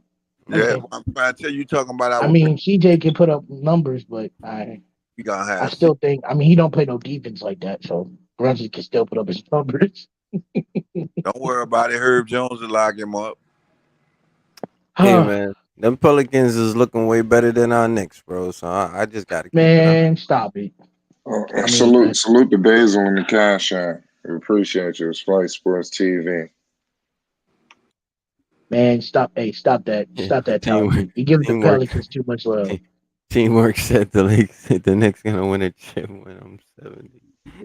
Knicks will win a chip when I'm 79, man. We're gonna get something, man. I'm telling you. We're gonna see the light of day, teamwork. We're gonna see it. We're gonna be at the parade. Listen, the day to New York. Listen, Flight and Panel. The day the New York Knicks win a playoff, win a championship. I will stop watching basketball forever. Yo, the city is not gonna know how to act. It's gonna be so emotional. Win a championship. Hey, Townsend, listen, America be in anarchy before the Knicks win a championship. So stop. Listen, hey, Townsend, you think we shit talk this now? Let us win a ring in 2 or 3 years. We're gonna be talking so much shit. We're gonna get everybody and call them trash. Started with them Lakers. I done got my heart broken by these Knicks too many times, bro. I believe it when I see it, bro. If y'all win a chip, okay, there'll be settlements on the moon, Mars, and Jupiter. That is so distasteful. That is disrespectful. Nah, bro. We're not that bad, Dex. That is disrespectful. We're not that bad. Y'all that we bad. We could be the Hornets. No, we're that. No, we could be the Hornets. The Hornets ain't nowhere near winning no chip. That's the point. We could be the Hornets. Shit, the Hornets look good, man. They got LaMelo. I didn't say they don't look good, bro. I don't say they don't look good, but they ain't nowhere near winning no chips. No chip. No. You know what it takes to win a chip? Right. We're in a better position. That ain't no joke. Hey, we're in a better position to win the chips than the Hornets. Yo, if we had we had LaMelo and nothing else, I'd be in La La Land just like you right now. I'm okay, Chauncey. I've been trying to praise you. Now you're going back to being a couch, Nah, I'm a just keeping it casual now. 100, man. If we Nah, had man, LaMelo just a and minute. nothing else, bro, You I just would want be. Melo. You just want to Nah, have I an just want. all-star point I, guard. You don't that's it. care about the Brunson. You don't care about the Brunson signing. I want You the you agree that we need a flashes. point guard, but you want the flashes. I want the flashiest, illest point guard in the world right Man, now, you're bro. so That's ungrateful. Take what you can get, bro. Take what you can get. we could have gotten Take what you Steph, can get. bro. One more pick, bro, and we would have had Steph. Stop. You hurt my heart. I'm Stop it, keeping it please. 100. Go do your research. Listen, did you know what the Knicks records was when Kyrie Irving was drafted? We could have had Steph We Curry, could have had bro. Kyrie. We don't want Kyrie, man. Kyrie's a fucking Man, head freak you. case. Kyrie's better than Steph. Man, Kyrie's a head case, bro. I need somebody going to focus on basketball, bro. I ain't got time. We're going to leave that alone. Hey, listen, Kyrie can talk about whatever he wants as long as he dropped 30, as long as he dropped 25 and 10 Yo, go and look how many 5 games games. Kyrie played in the past 2 years, man. He wouldn't even be on the court, man. I want to hear it, man. Bro, that's because the protocol. It's not my fault. And Protocol. before the protocol, this dude been ducking, man. That's Kyrie. Stop it. Kyrie, but you Go seen do your Kyrie Irving research, play a whole season and win a championship. Stop it. man. Listen, ever since Kyrie left LeBron, bro, Kyrie been suspect, bro. Straight He up, ain't got no all stars, bro. I mean, he ain't got no other stars. he's been And whatever. Jason Tatum is so overrated. I'm done with Tatum. I'm done with Tatum. I agree with Flight, man, because ever since I seen Jason Tatum sit at that podium and hug that basketball, I'm like, damn, yeah, he young. Nah, give Jason Tatum some time, bro. He young. Nah, I'm done. That's a young Yep, mentality I'm when you done. hugging a ball at a podium and you still think that's the same ball that you took from homie. Like, come on, Look, hey, bro, he's young, man, listen. Hey, can I tell you something? with a lot of money. I'm done with Jason Tatum. I'm done. I'm Nah, done. don't be done with Tatum.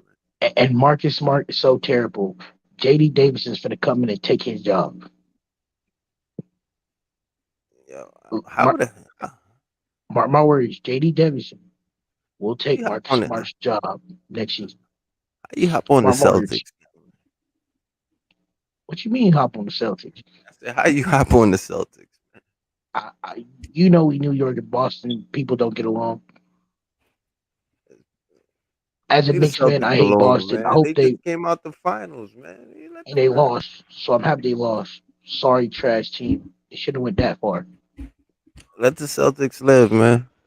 No. You as a Knicks fan should crap on that Celtics. They do it on us all year. Nah, man. Man, I'm gonna stop saying I'm a Knicks fan, then, bro. I'm an NBA freaking fan, bro. I'm a fan of basketball. Wait a minute. Why is the change of heart? Nah, because he keeps wrapping me into this position where I'm just supposed to be bashing every team except the Knicks. I can't be that type of person. No.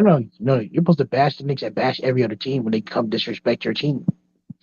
Now, what part of New York you from, Talent? Brooklyn all day. For sure. Oh, you from Brooklyn? Oh, you ain't one. So listen. What are you from Marcy? Are you from Bed-Stuy? Are you from Fort Greene? Fort Greene. You know. Those are.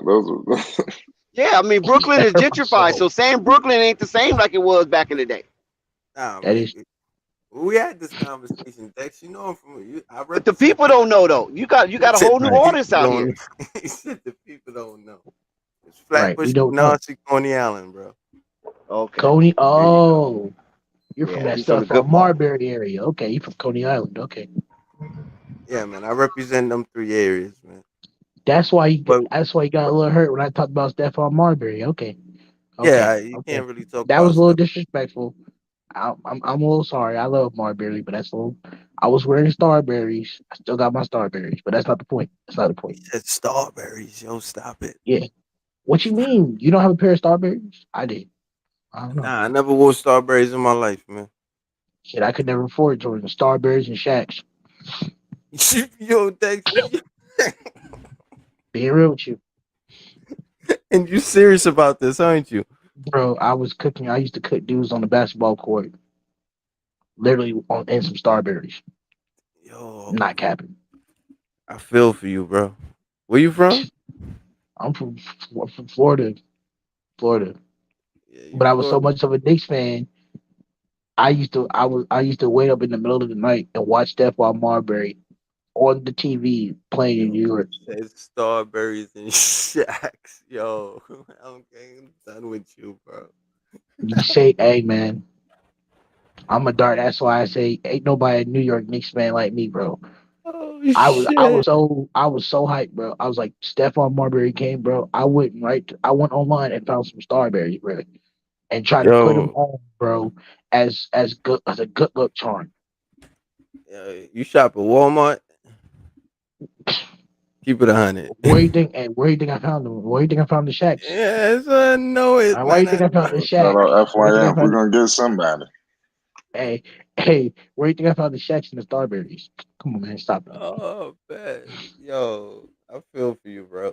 No disrespect, though. man. It's all good. I ain't hating on you, man. It's just Hey, trust me. I know Starberries are trash and shacks are trash. When you're struggling like that, bro, being a New York Knicks fan, can you imagine?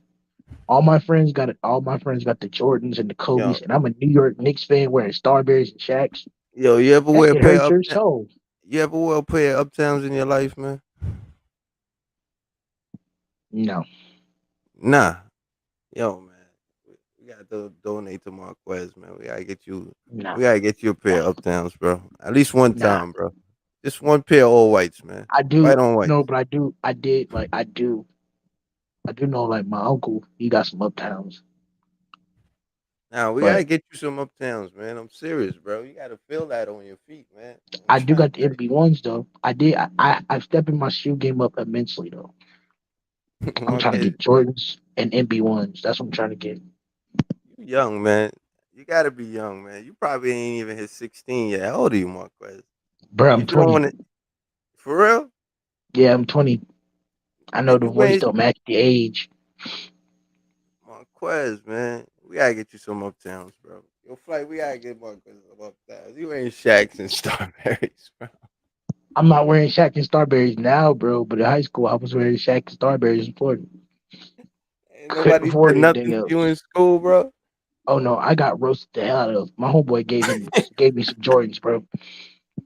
I gave like Jordans and Nikes, bro. And And I mind you, went up. I'm not really laughing at you. I respect it to a certain degree, but that's wow, bro. Hey, listen, bro.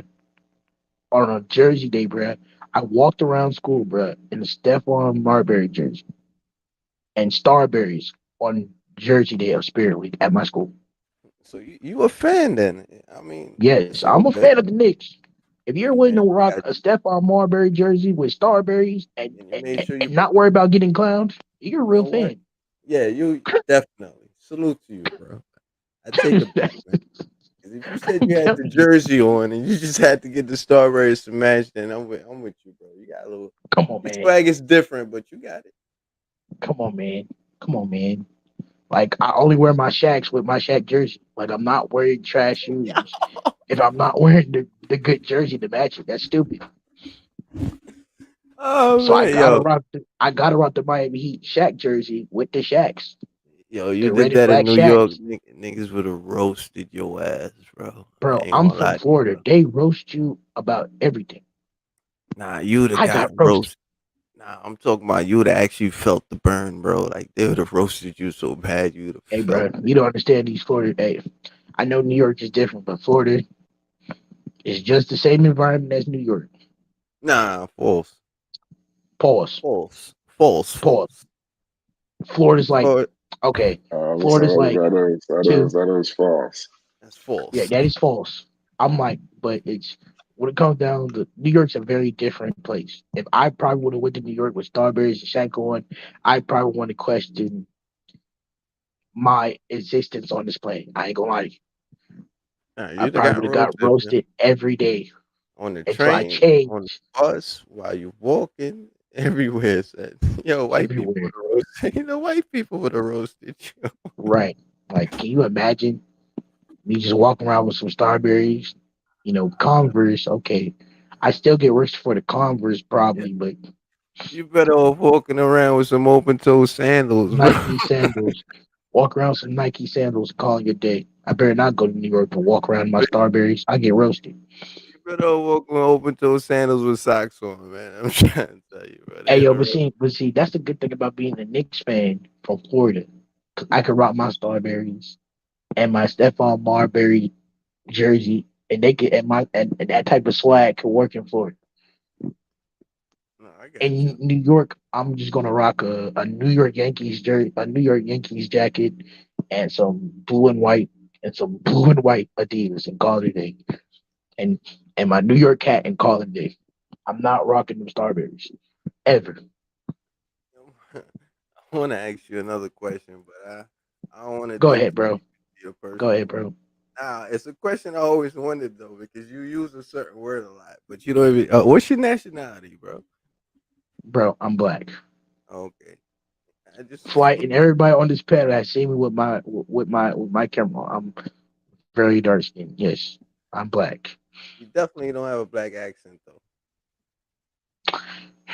I can't change how I talk. Nah, like, I can't change. Kudos to your parents, man. Right. Your parents did a good job. I used to walk around and call my friends goofy. They said I used to say, "Oh, I don't have education." Nah, you good. You know, Salute but to your parents, man. Yeah, man. I'm a Knicks fan. They ain't And bring you up in that hood language. You good? Right. My mom's my mom is a New York Giants fan. My family on her sides are Knicks fans, so I'm a Knicks fan. So man, there's a lot of suffering in that family. Oh man, yeah. It's a lot of it was a lot of headache medication and scotch shots. Trust me. Yeah. If the Knicks don't get better, I'm thinking about getting scotch shots soon because this is ridiculous. I can't deal with this mediocreness too long. Yo, Dex, LeBron playing center. Talented. See, they're going. Listen, all you New Yorkers that's in this chat, you see one of your own, Talented TV, is trying to deflect from the pain and the trauma and the suffering of the Knicks and deflect it on the Lakers. Nah, you see he's doing it. So it's not me. I'm not turning the tide of the conversation. No, it's Talented. I want to bash you, Knicks. Nah, I want to step on you like an ant on an anthill. But we want to bash you. Because it's not too many teams that I can bash right now. Well, listen, Knicks fans always gotta have a venom. Listen, Knicks fans. I want to talk about the Knicks because I want to highlight some of your lows. Okay, I'm just going to admit. He also wants to pump fake from but he won't highlight his because my Lakers is not doing too well. Dex, so it's not much for me to talk about. I'm used to talking to people like the Golden State Warriors fans. I'm used to talking to people like the Cleveland Cavalier fans, the Miami Heat fans, the Boston Celtics fans. But I can't right now. You know why I can't even go in that circle because I'm so ashamed. Nah, you know why you can't hurt us? I'm gonna be honest with you. I can talk about them damn Knicks. Nah, you can't hurt us, Knicks fans. You know why? I tell you why. When was the last time you won a championship, Dex? 2020, partner. 2 years ago. Now, yes. Come on. What's next? What's next? No. What's next? What? 10 years? When was the last time? What's next? When was the last time the Knicks won a championship? Oh my God! I think I was still being potty trained. And I'm 55. Phil Jackson was coming on the bench. So Flight, I was being potty trained, Flight, when the Knicks won their last championship. So how can you tell us about struggles? Right. Exactly. I was barely listen, Flight. I was barely able to put a 4-word sentence together when the last time the Knicks won a championship. Look at me now. Look at me now. Look at me now. The last time the Knicks won a championship, Phil Jackson was coming off the bench for the New York Knicks. Okay, Marquez. In the words of the famous writer, poet, Kool Moe Dee, how you like me now? Oh man, that's oh man. with your That hurt my bubblicious soul. championship. Yo, and you know why I'm so happy? Because y'all got no parade. No parade to this day. No parade. Right. And guess what? Guess what? Right after that, Tampa Bay won a championship. And guess what they had? They had a parade. And guess what? And guess what? Wait a Townsend, minute. you Are know you I was talking about doing? football? No, I'm And just are you going to no, compare the Tampa Bay franchise to the Los Angeles no, Lakers? no, Are I'm you just really trying to- serious? I'm just trying. No, the point I'm trying to No. get across We're just is saying that the Tampa Bay same Buccaneers had a year, championship parade. same Right. We year had that a you parade. won your bubblicious championship. They only got 2 championships in their franchise history. LeBron ain't get What's to the point? talk And I his- got drunk he on didn't both get- of them. LeBron Lakers ain't got get- 17, buddy. Yo, I got drunk. eat I got that. drunk on one of them. Oh, yo, guess what? LeBron ain't get to go on stage and talk his crap. He didn't get to go and catch no confetti. He didn't get to go down whatever street they would have went LeBron down. done in that LA. numerous of times already, so that's okay. Damn, he Hey, didn't do it in talented, LA. Hey, talented. Can I He tell you didn't something? do Can I it say in something, LA. talented? But Talented. guess who did it right after that? Tampa The Bay. Tampa Bay. Hey, listen, the Tampa Bay. Hey, listen, that parade party was so fire. That was the greatest parade I ever. Brady threw the trophy off the ship. I was there, bro. I was literally fishing in the area, and I saw Tom Brady throw it across the. I was like, "Oh my god!" He threw it. Listen, forget football right now. Right. Yeah, Stop deflecting from those lowly New York Knicks. We're talking about your Lakers, though. I just like Can tapping LeBron into make the? Dex. I know that Can gets him LeBron? Hey, mad. listen. Can LeBron make the playoffs again without the If he Pelicans? plays Of course. center. What do you mean, can he? If he plays Wait a center. minute. the Listen. Pelicans Okay. seem to got Let's their not number. act like LeBron wasn't in Pelicans the team got top his 4 number. for MVP. Okay. What Let's that's not supposed act to like mean, that. Diggs? It was He young. loses the finals. It was Joker, Embiid, Giannis, LeBron, and then What did Luka that was do, 5th. though? Who cares? That's Westbrook's team. Right. That's Westbrook's team. See, there you guys going into the twilight zone. You Knicks can't help it. Y'all can't help it. That's Westbrook's He's going to team. say Westbrook, the guy who's building castles as we speak. Hey, That that's team, Westbrook's team. That's Westbrook's team. No matter LeBron what who? you say right now. See, Flight? See, LeBron Flight, needs this to is go why we play don't show you center. no mercy, Flight. This is the exact reason why we don't show Flight no mercy. And people in the chat be like, come on, man, y'all get off Flight. Because of people like Marquez, Talented, New Yorker, and Diesel. Dex, I dare you to buy him out. I dare you to buy him out. Please buy him out. I dare you to buy him out. Westbrook would drop No, a y'all, bomb listen, on that. the New York Knickerbockers will probably try to buy out Westbrook before anybody. And y'all will have a triangulation of That is guards so with distasteful, Bronson, with Bronson, R.J. Barrett, and Russell Westbrook. That would be your guard triangulation. Hey, wouldn't that be funny, Talented, if Westbrook came over here and went over this Lakers 2 times a year and dropped 30 on these ninjas? That'd be hilarious. Peep this though, Marquez. Marquez, guess what? What's up? About 20 games into the season that's coming up, Darvin Ham is dead ass gonna try to bench Westbrook, and watch what happens. hey, I'm telling you, Westbrook can take the whole team down. That's Westbrook's team.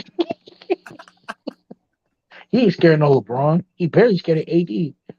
Inconsistent, injury-prone self. He can barely stay on the basketball court. I'm gonna worry about AD for it. Oh, no, well, teamwork. To be honest with you, LeBron first season not making it to the playoffs was with the Lakers. His initial year with the Lakers. Remember when he got hurt, then Lonzo got hurt, and Kyle Kuzma got hurt. That was a year that LeBron didn't make the playoffs for the first time in his career. And after that, he cleaned house. Or did he clean house? Tell the TV excuses. Nah, he good. He's telling the truth. What I want to know from Dex is what I do want to know from Dex. Yo, that team that you won that Bubblicious championship with, why would you break it up after you win the chip? Who does that? Listen, are we talking about Beyonce here, or are we talking about basketball? No, we're talking about basketball with because that. You got to be careful. Lakers. You got to be careful how you say that because the beehive will come on you. I ain't worried about. Oh, I'm sorry. We can't use that. How about this? We can't use that. How about this? The barbecue fire. No, the barbecue bazooka Joe. The Bazooka Joe championship. I like that. The Bazooka Joe's championship. That's fire. See, Flight. They won't stop, Flight. They won't stop, Flight. And this is why nobody show you mercy, Flight.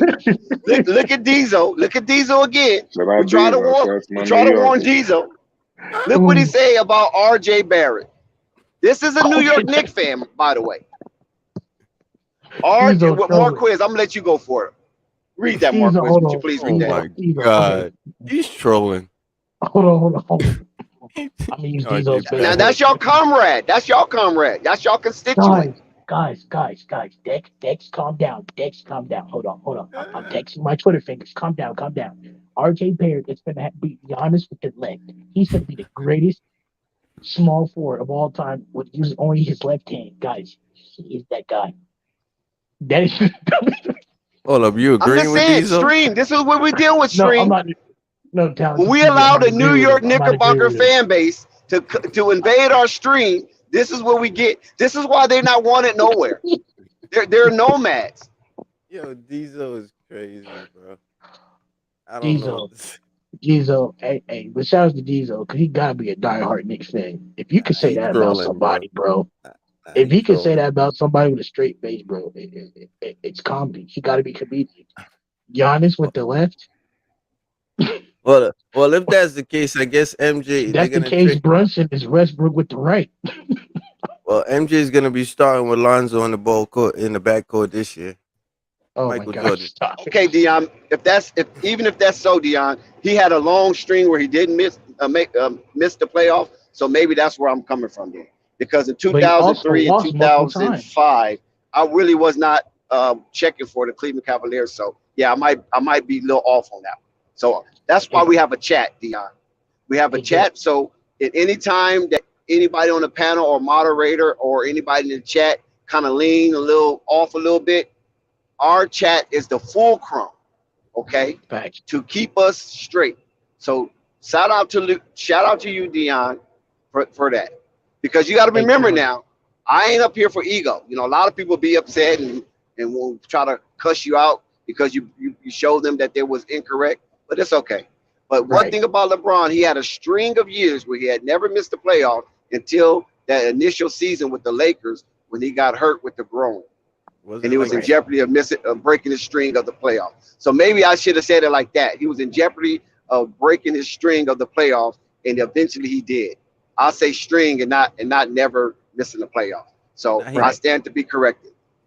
Now that LeBron has his bazooka, and now that LeBron has his Bazooka Joe championship, it has to deal with the atrocious Russell Westbrook missing his shots and not having first round picks the next couple of years. Let me share this right here. Let me give you this tidbit. This is just a little fun fact.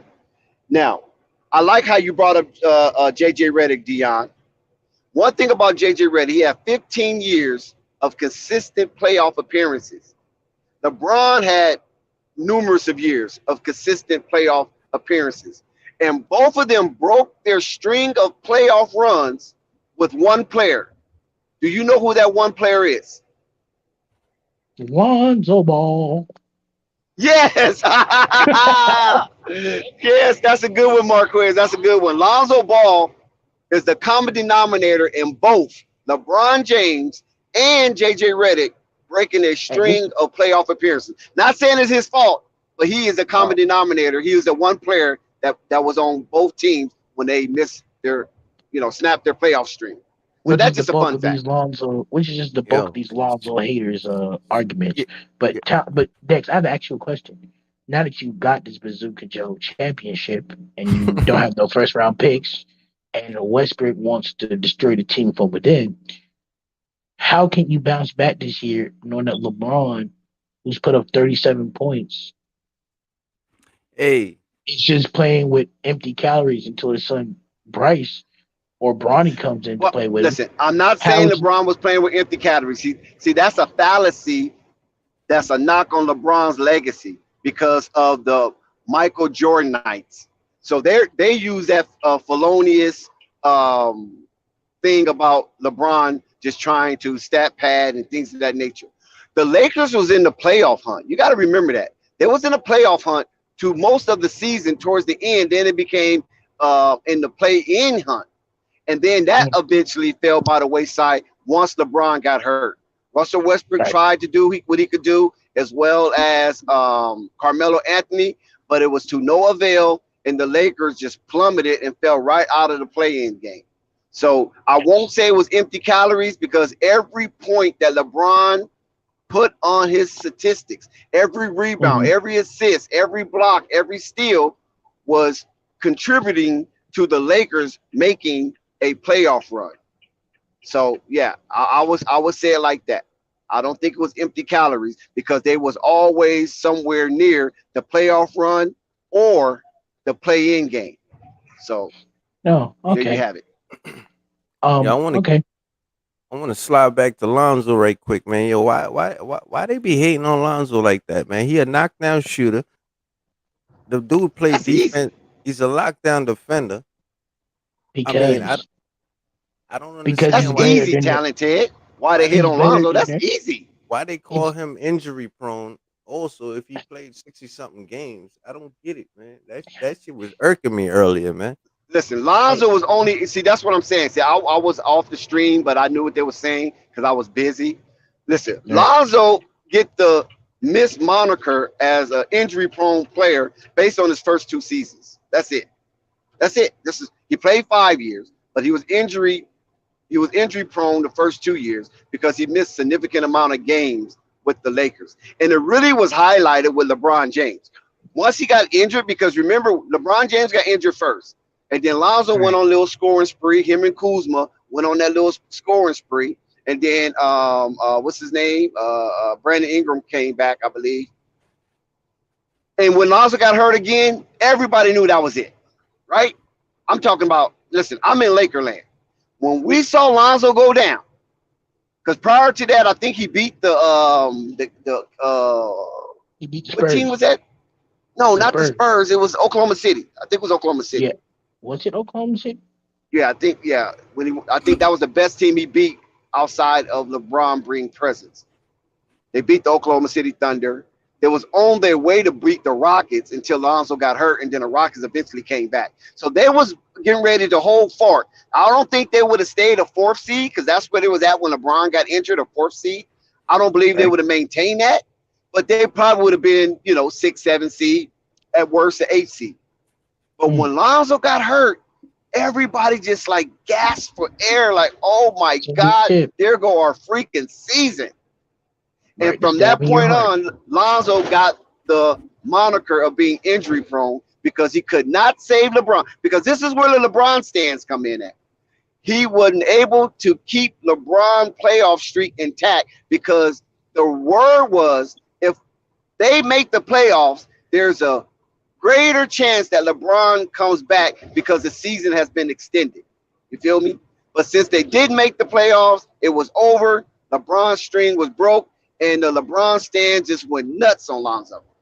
But that's not Lonzo's fault. That's LeBron. I know it's not. If you ain't there, you ain't there, right? It's almost similar to what the Bulls are saying right now. By Lonzo being gone, they missed the play. They missed the opportunity to advance in the playoffs. But you feel me? What you're saying, right? Talented. Can I put up these stats for y'all? Talented and Dex. Now, let me just get this out, and you could go ahead, man. But this is I just wanted to say, like, isn't that signs of a great player? If multiple teams, every time you go down, all of a sudden, the team just feels like they're hopeless. So why is it? Why would you hit on Lonzo? That means that's signs of a great player. I agree, but like I said, it's not Lonzo per se, because they don't really bring up stats. They only bring up, oh, he missed this many games, or he missed that many games. See, they don't never want you to bring up stats when it comes to Lonzo, especially when Lonzo was needed. Like when Brandon Ingram went down, Lonzo was needed. He had that run where he was averaging about 20 points a game, right? 20 points, six assists, 7 rebounds, or something like that, right?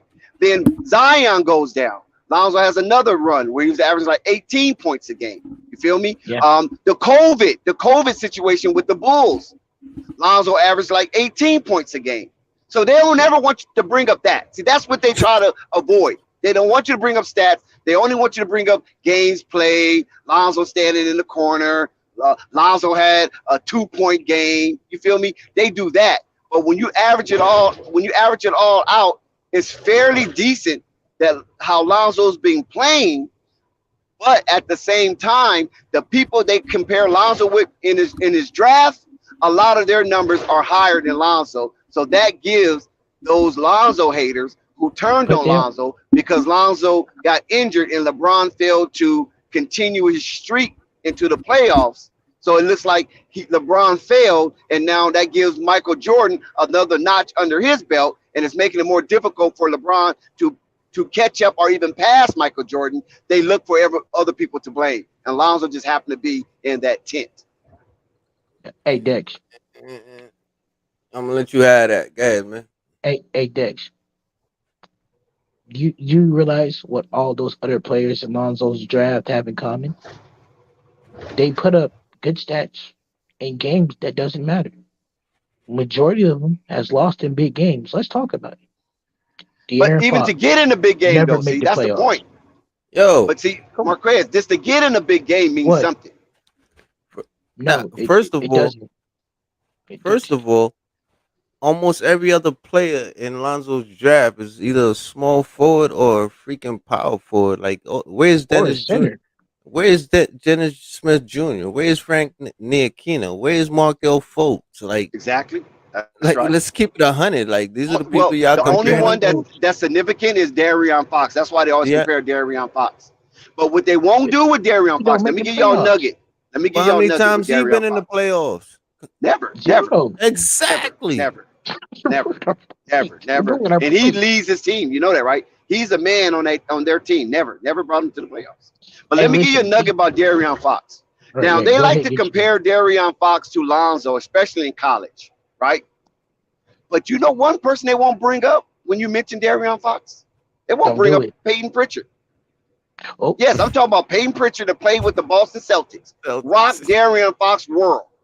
They will never bring him up. Don't do it, Dex. You know why? Because he rocked De'Aaron Fox world.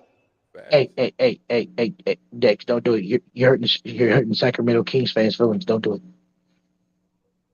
And see, and that's the sleight of hand that a lot of Lonzo haters use against Lonzo. They try to use De'Aaron Fox because that's the only person really in that draft of his ilk. That's what I'm saying, of his ilk. Not no small forward, power forward, center, nobody like that. That's played basically the same position as Lonzo that have excelled statistically.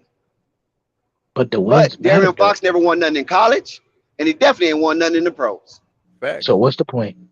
Okay, that's the point. You feel me? They only want to bring statistics when it's De'Aaron, but they don't want to bring Lonzo to statistics when he is needed. If when Lonzo is that vanguard of a team, whatever stretch of the season it is, Lonzo has never failed. Never, not one time has he failed when he was the vanguard of a team during any stretch. I'm using my charger. Give my thing. YouTube is your friend. Check the footage. Check the footage. And not only that. Dex. Go ahead, yo, Dex, isn't it just funny? I find this funny, Dex, and it's a certain person that always say this in the chats, in the comment sections. Lonzo Ball is not a good shooter. You crazy. But Lonzo Ball against the very team that he was traded against, the Lakers. I think last season he dropped 27 points, 7 threes. Did he not? Okay, I understand where you're going, but would you say that again? Would you start that? Marquez, would you start that over again? You said what now? Lonzo what? They say that Lonzo Ball can't shoot. Right. Okay, there you go. But against the Lakers last season, he dropped 27 points. You're thinking, Quez, that's just a Look one what game. He did against the Pelicans. I'm for crying out loud. Triple double. Right, Quez. That's just one team. Look at his stats against the Pelicans. Did Lonzo Ball drop 33 points and beat the Warriors?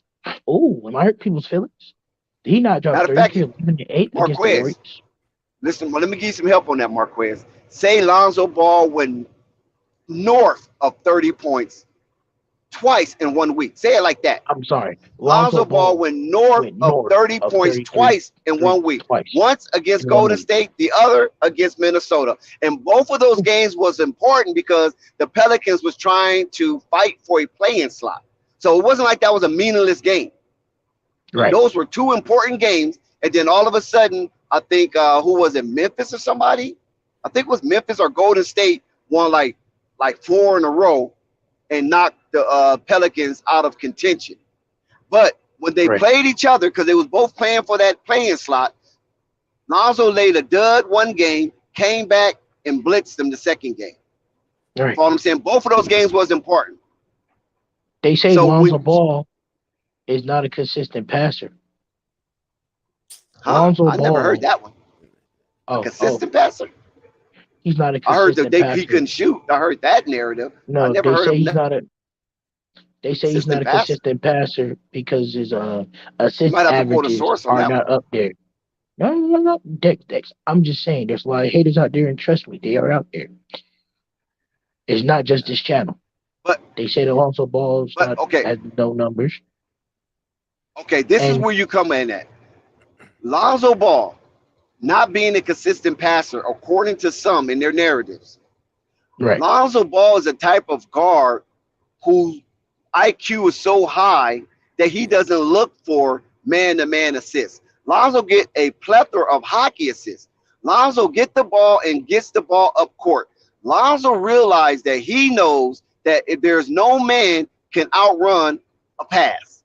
No man on earth that can outrun a pass from point A to point B, right? So since the ball travels in the air approximately 32 miles an hour, right? Yeah. There's no man's running that fast. I think the fastest a man run is about like 28.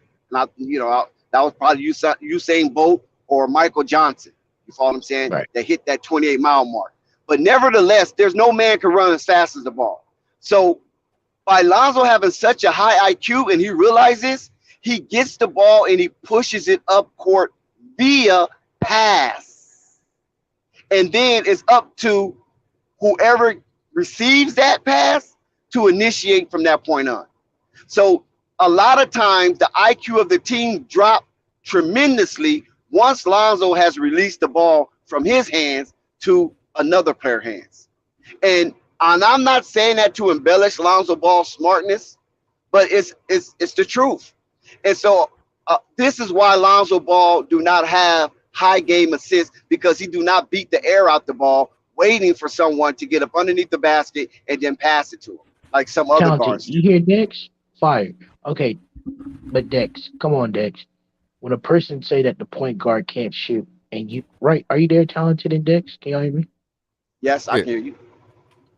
When you say that Lonzo Ball can't shoot, but there's proof out there that he's dropped north of 30 points on arguably one of the greatest shooters of all time, you got to kind of sort of pay homage and kind of get rid of the whole he can't shoot thing. When he drops 20 in games that matters, in games that matter the most, he show up. But guys like De'Aaron Fox has never been in that moment. And when they are in that moment, they just want to ball hog and not play like a point guard. See, the problem with De'Aaron Fox is he's a point guard that plays like a two. If you're a point guard who plays like a two, then just say if you're a shooting guard. Lonzo Ball is a natural point guard. Thank you, sir. He is a natural point guard. He plays the point guard position. He doesn't play like a two. He doesn't play like a three. He's a point guard position. That's why Magic drafted him, because Magic knew that when it comes down to natural point guard ability, he was the best point guard in that draft. And what has Lonzo Ball showing you? That exactly that. He is the best point guard of his draft. And Markelle Fultz amounted to nothing. De'Aaron Fox amounted to nothing. Frank Ntilikina is not even in the league anymore. Dennis Smith Jr. can't find a job. But you say Lonzo Ball. Right, he's still a free agent right now. Thank you, Marquez. Dennis is still a free agent right now. Yes. Looking for a job. That's a good take. Dex. You're not coming with my receipts. And not to mention, and a lot of point guards in the second round, majority of them that was in that draft that a lot of people want to talk about are G League players, and some of them are out of the league. TJ Lee, Lonzo Ball's teammate, got drafted that same year. Yes. I think TJ Lee got picked up by somebody. Nothing. Oh, he was. Either he re-signed with Indiana, but I saw his name. Yeah, I saw his name somewhere attached to a team. I can't remember exactly what it is. But nevertheless, Aaron Holiday also. But nevertheless, listen, I think he's with Washington now. But look, one thing about Lonzo Ball, what hampered him is that he could not stay in a system for more than 2 years. in his lustrous career, if you want to even call it lustrous. Rephrase that. A lot of those. Rephrase that. Say he wasn't allowed to. He wasn't allowed to. It doesn't even matter if you say allowed or couldn't, because it's evident he didn't. You follow what I'm saying? Because he got traded, and then the other one, it was another trade. He got traded twice. You know that, right? Yeah, and then he wasn't allowed to. It wasn't his choice. If he was in De'Aaron Fox's position, I think his stats would have been a whole lot different. Also, I think the Kings are a better team. But he's right. consistent. So we can go with that. Then we can say listen. For argument's sake, talent, we could say allowed. Okay, Lonzo was not allowed to remain in the same offensive system for more than 2 years. Okay, right. Lakers 2 years, Pelicans 2 years, and now here we are with the Bulls. So with Lonzo Ball, he had to adjust himself to various type of offensive sets, right? And then when he was with the Pelicans, he had to do it back-to-back years, because 1 year he was with Alvin Gentry, and then the following year, after Alvin Gentry's departure, it was Stan Van Gundy. So Stan Van Gundy brought a whole new dimension to Lonzo's game. Now, did Lonzo thrive? I would say yes. He thrived in every offense. Did he thrive far as putting statistical numbers that's off the charts? No. But he strived enough to allow himself to be the starting point guard in every single offense he's been in. And that's not an easy task, because most of these point guards, listen to me closely. Everybody listen to me closely. Whether you're a fan or you're not a fan, whether you're a liker or whether you're a hater, whether you're a lover or you're undecided, whether you're a believer or you're agnostic. It doesn't matter. Just listen to me. Lonzo Ball adjusted to every offense that he's been in. He's been in 1, 2, 3, 4 different offenses in 5 years. And then, not only that, he was relegated to a 3-and-D, for crying out loud. That's what Stan Van Gundy did.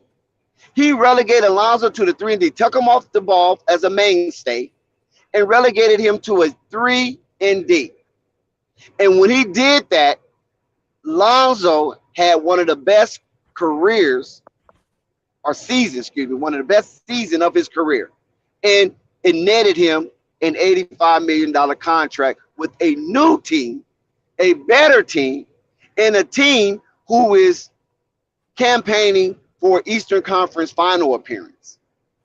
So he has actually adjusted, and not only adjusted, thrived in those various offensive schemes. And in my conclusion, thanks for listening to the soliloquy, but in my conclusion, most teams that trade for a guard, trade for that guard based on what that guard can do or have shown what he can do for a team.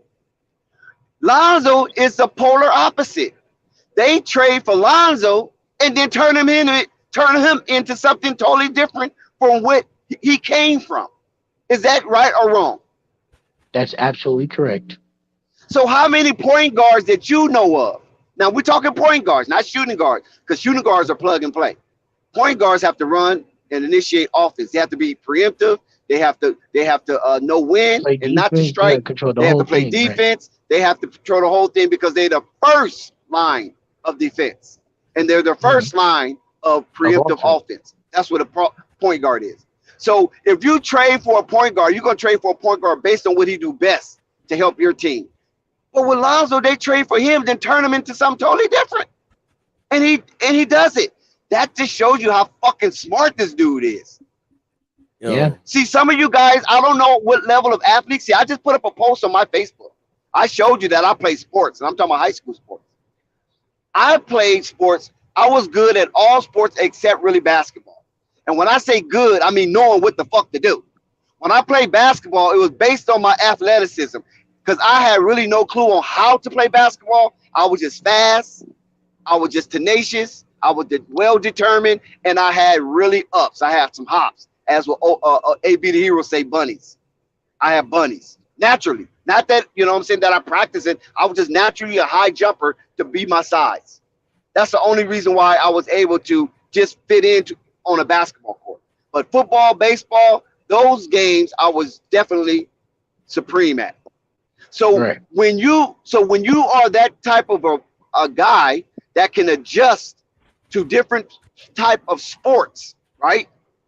That shows you your level of adjustment, and that shows you that you are able to wiggle your way through or navigate your way through in different type of schematics. You understand what I'm getting at? Mm-hmm. So with Lonzo, we hear that Lonzo was a standout in baseball. He was a standout in football, and definitely a standout in basketball. So I'm not surprised when Lonzo get traded to another team and they ask of him to do different things, and he's still able to catch on, adjust on the fly, and still be higher than a serviceable player. He's higher than that. He's a higher grade than a serviceable player. He's actually an impactful player. And when you see this, a lot of guards fail or falter when it comes to that kind of adjustment. And we have seen guards fall by the wayside based on that information alone. Going to a whole nother situation, asked to do a whole nother thing other than what they were drafted for or the previous team used them for, and they don't make the cut to the level of Lonzo Ball. Now, that shows you right there that this guy is not no freaking bust. If you use the word bust in Lonzo Ball, you're gonna have to walk it back. Ask Perkins, ask Mac Barnes, ask Steven Jackson, ask a lot of these people. You follow what I'm saying? Who have advocated such of a misused term as bust, especially when it comes to Lonzo Ball. Especially Kendrick Perkins, because you know what Lonzo Ball did after Kendrick Perkins told him that he was a bust? He dropped north of 20 points or more. After being called a bust. You're built differently when you do that. I'm gonna say this, and I'm gonna jump off because you know your boy gotta handle that work business tomorrow, or today I should say. But I'm gonna just let people know, man. Lonzo changed his whole entire shot, man. Now, if that don't show commitment, now I'm serious, bro. It's not easy to change your form, bro. No, it's not. It's not easy. That's not an easy thing to do. You know what I'm he saying? Changed his whole form. Yeah, and it's a hell of a and form became now. one of the best shooters on his team. Not only that, he changed his form and he also sped up his release. He has one of the quickest releases in the game. People need to go check out his release. And that shit is not easy to do, bro. I'm trying to tell you, bro. That's literally like that's brain training, bro. Like you have to retrain your brain. Thank you, talent. And he's doing it on an elite level with elite players. You follow what I'm saying? With elite opposition. He's doing it. Listen, he changed that right in front of our eyes as we speak in real time. And he in one summer and became elite. So that shows you right there. Bust don't do that because Bust don't make adjustments. Yeah, they just keep doing the same thing over and over and hope something change. Guys like Anthony, when you put a guy like Lonzo Ball on the same category as Kwame Brown and Anthony Bennett, you have to get slapped in your face because that is disrespectful. Guys like that, Greg Odom, guys like those people who actually deserve to be a bust. Come on, man, you don't know what you're talking about. Like Kwame Brown had 2 left feet, literally, and he never changed it. No, but that's commitment. I just want to make sure people understand that, man. That's a level of commitment that's not easy to do, bro. I don't care even if you have a training coach and you got the money to afford the coach. Like you have to put in that work, no matter how much they train you. You understand? And that alone shows his commitment to the game. And then when you could change your shot and then still come back as an elite player with your pass game, with your defensive, I mean, he even stepped his defensive game up even more.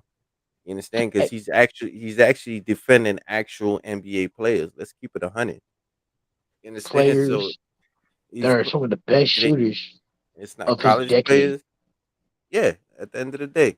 So you basically you're a lockdown defender, you're a knockdown shooter, and you could control the whole team, like what else you want from the dude, man? If he while get hurt, he playing in get hurt. while playing Shit in 3 and happens. D. People don't even realize this. They forced Lonzo Ball to play at 3 and D again last year in Chicago, and he was guarding a power forward and Laurie marketing and clamping him. Well, I said this before, and I don't think it's gonna be like that this year. And the reason why I say that is because I keep telling people DeRozan came over from the Spurs after being with Toronto. Right. Popovich put him on certain chains, so to speak. So there's certain things that DeMar DeRozan just couldn't do. And then Toronto won that championship, so he still had that emotion built up on him. So when he got to Chicago, the man let loose. And this is the last thing I'm gonna say before I dip out of here is that a lot of people keep putting everything on that team, but I want to let y'all know the head office put a hell of a team in Billy Donovan's hand. It's his job to coach it. You know what I'm saying? So anything that falls north, I mean, falls south with the Chicago Bulls this year, I'm trying to tell you, man, I'm putting it on Billy Donovan because he got a hell of a team and he better go put that shit together because he got his bench and he got his starters. They did what they had to do. Plus, you got an elite point guard, so you better let that man handle the ball. Anyway, salute to y'all, salute the flight. I gotta go get some rest because I gotta go get this money. He did. All right, Challenge. Yeah, go get that shmoney. Go get that shmoney, Get that sonny. All right, money, this is the last thing I'm gonna say. I'm gonna get off too. But I'm gonna say this.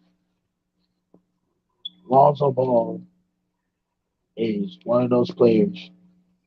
When you say he can't do it, you put all the pressure on him. You say he's not this, you say he's not that.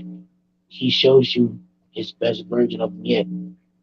But people were saying that him and his brothers was being estranged on ESPN. He came over here. People say he couldn't shoot, changed his form. When people say he couldn't pass, he passed the ball. When Lonzo Ball came over to New Orleans and made the marketing of that whole NBA team go up. A bust can't do that. Right, Dex? Say that again, Marquez. Have you seen a bust, as they would say, a bust, make a whole NBA organization and marketing for an NBA whole organization go up with just him and a rookie? I'm gonna put it like this. I'm gonna give it to you even more spicier, Marquez. When the last time you saw an organization take a tampering hit over a bust? Never.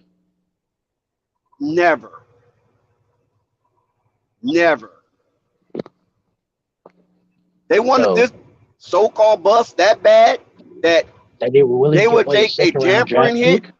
Yes. They was willing to give up that for a bust. So this is why I keep trying to tell the naysayers, you just an Oreo. And what I mean Oreo, I don't mean a white man and a black man body, because it's not racial. What I mean Oreo is you is old media in a new media body. You understand what I'm saying? Dex, you got the brain, you got the body of a 23-year-old, but you got the mindset of a Stephen A. Smith. Oh. But Stephen A. Smith is not old media. I mean, it's plenty of pundits that parade that old media standard. Oh, I'm sorry. And, that's by design. It's by design. I understand it's by design. You know what I mean? Because they want to stay in power. And listen, and look, you got Draymond Green using the term new media, like he invented it. I mean, really, Draymond, you gonna really do that? You understand what I'm saying?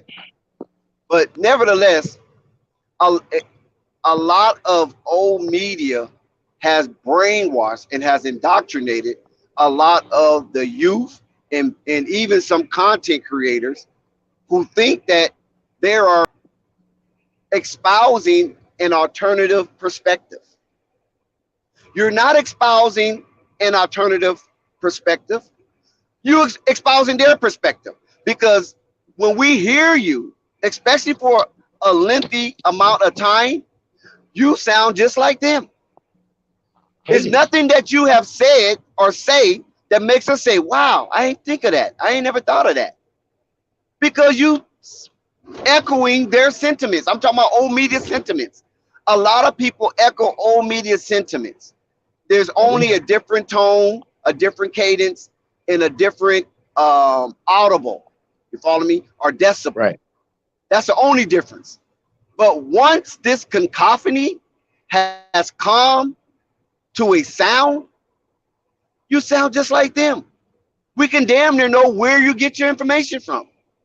Like Scott, like again, people have been on this panel that had Lonzo Ball in their organization and degrade him and say that he ain't nothing, but showed out for them in the games where they need to make play in. But they disrespect him. I think the problem is, Dex, that they don't never show Lonzo Ball until he's gone. They don't never show love to Lonzo Ball until he's gone. Which No, just but shows, see, goes to listen, show you Marquez. how much his impact is. But Marquez, this is what I fight against. Lonzo play has spoken for itself. If he who have eyes, let him see. He who have ears, let him hear. So what happens with Lonzo Ball, a lot of people cover their eyes and only open their ears. So if you cover your eyes and only open up your ears, then you're not going to see him play. You're only going to hear what people say how he played. Just like I remember one time on First Take, Stephen A. Smith was in a contentious debate with Max Kellerman, right? That's how long ago this was. He had the unmitigated gall to stand up and put his stick in the sand and say Lonzo Ball can't shoot. Listen to me now. And Max opened up his mouth like he, like gasped, like it was like in a gate, like, what? You said what? Max, you hear me, man. Max, don't do that, Max. Max, don't do that, Max. And it was like, what do you mean? The guy is shooting 42% from the three. Well, listen, all I'm saying is that Lonzo ain't playing up to blah, blah, blah. No, he hurried up and deflected from that. How can somebody as influential as Stephen A. Smith say in 2021 that Lonzo Ball can't shoot? How could you do that? And then not allow yourself to be corrected. So that means your false, fake, crooked narrative has been purposely manufactured to manipulate. I'm going to say that again. That fake narrative was purposely manufactured to manipulate. And when Max called you out on it, you tried to deflect. And you went somewhere else with it. Instead of saying, well, Max, how can you say that he can shoot? What empirical evidence you have that say that Lonzo Ball can shoot? And then Max would have humbly paraded this right here, 42%. You feel me? But that's all. But a person who looks up the stats and is an analyst of basketball, who's supposed to be a sports analyst on basketball, should already know the stats before he makes those type of takes. But that is absurd in itself. You know what I'm saying? But I'd be wrong. That shows you he's not even doing his due diligence and research. That just shows you right there. As many times as the Pelicans was on national TV. Yeah, national TV. But what is that one that they be on a lot? League Pass. Mm-hmm. That you ain't watching nothing, man. You getting up early to come to work, just to spew out your own narrative. Yeah, nonsensical narrative. Yeah, I like that. Nonsense. Yes. This is not a narrative. A narrative will have to have some research into it to make sense. It's just straight up nonsense because he just said he's not a good shooter. That's the difference. When a person has a narrative, it's backed up by research. It's nonsense when you're just talking and you have no research in front of you. Well, I can say it like this: it's nonsense. I'll leave it at that. You follow what I'm saying? It's nonsensical. Mm-hmm. So I agree with you, Marquez, 100%. We're in a total consensus on this. When you sit there and say that, see that right there destroys a whole lot of your credibility. Now, outside of Lonzo, how many times that he might have did that on other players? None. You understand what I'm saying? None. Well, I can't say none. I can't say that. I don't know, but I'm quite sure no, there has to be some. Actually, yes, he did. I'm gonna give you an example. He looked right in the camera on NBA after Kawhi hit that shot to take, right? The Philadelphia 76ers home. Do you know what he looked up in the camera? He said the Warriors was going to destroy Kawhi Leonard, and he said that on national television. You know what Kawhi did? I can't really knock him on that though. I mean, that's just a prediction, so I can't knock him on that because you don't know. You know what I'm saying? He prognosticating, so you really don't know what's going to happen tomorrow. Honestly, you know what I'm saying? But to say that once the statistics are there and you still come up with, like you say, the nonsense to go against what the statistics say, that's something different. You feel me? Oh, I got it. But when you're reaching for the future, you don't know if you're going to be right or not. And then when you really look at it, KD and all them was in good health, so I don't know if KD was in good health, but Michael Thompson was in good health. I'm gonna use this example real quick. He's also, Stephen A. Smith's also like a football guy, right? And he said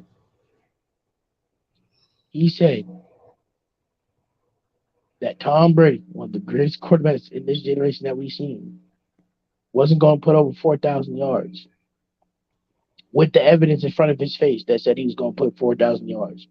And you know what he did? He put up almost 5,000 yards that season and won a Super Bowl.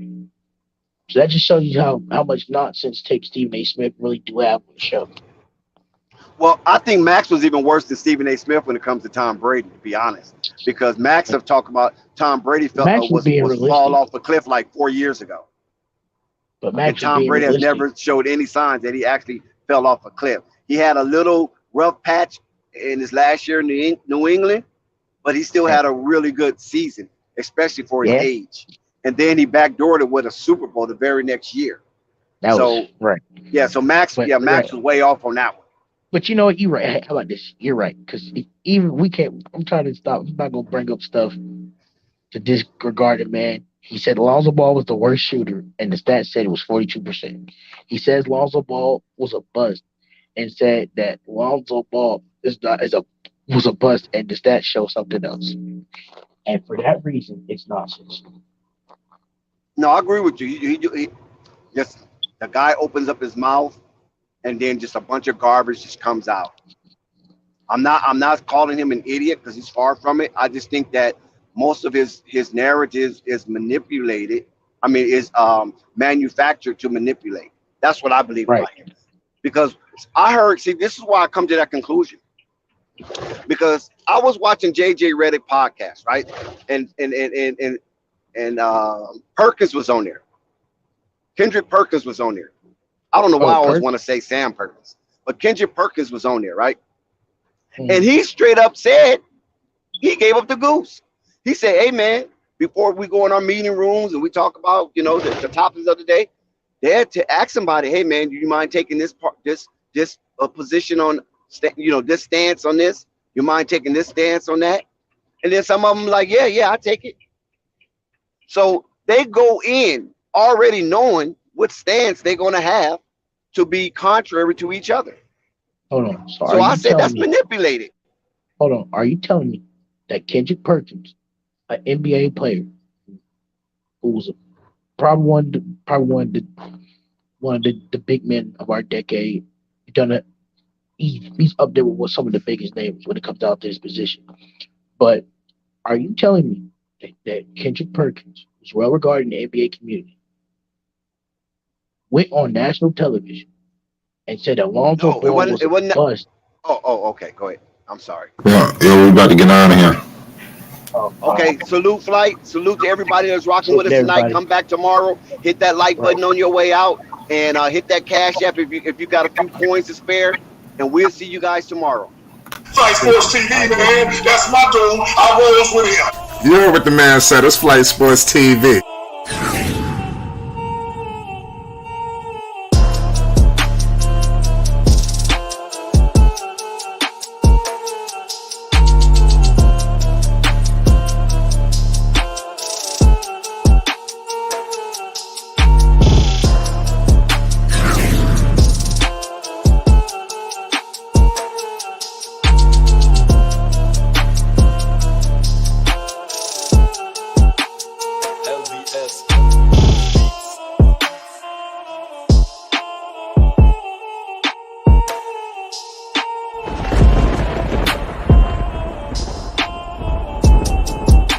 Like I said, Flight Sports TV.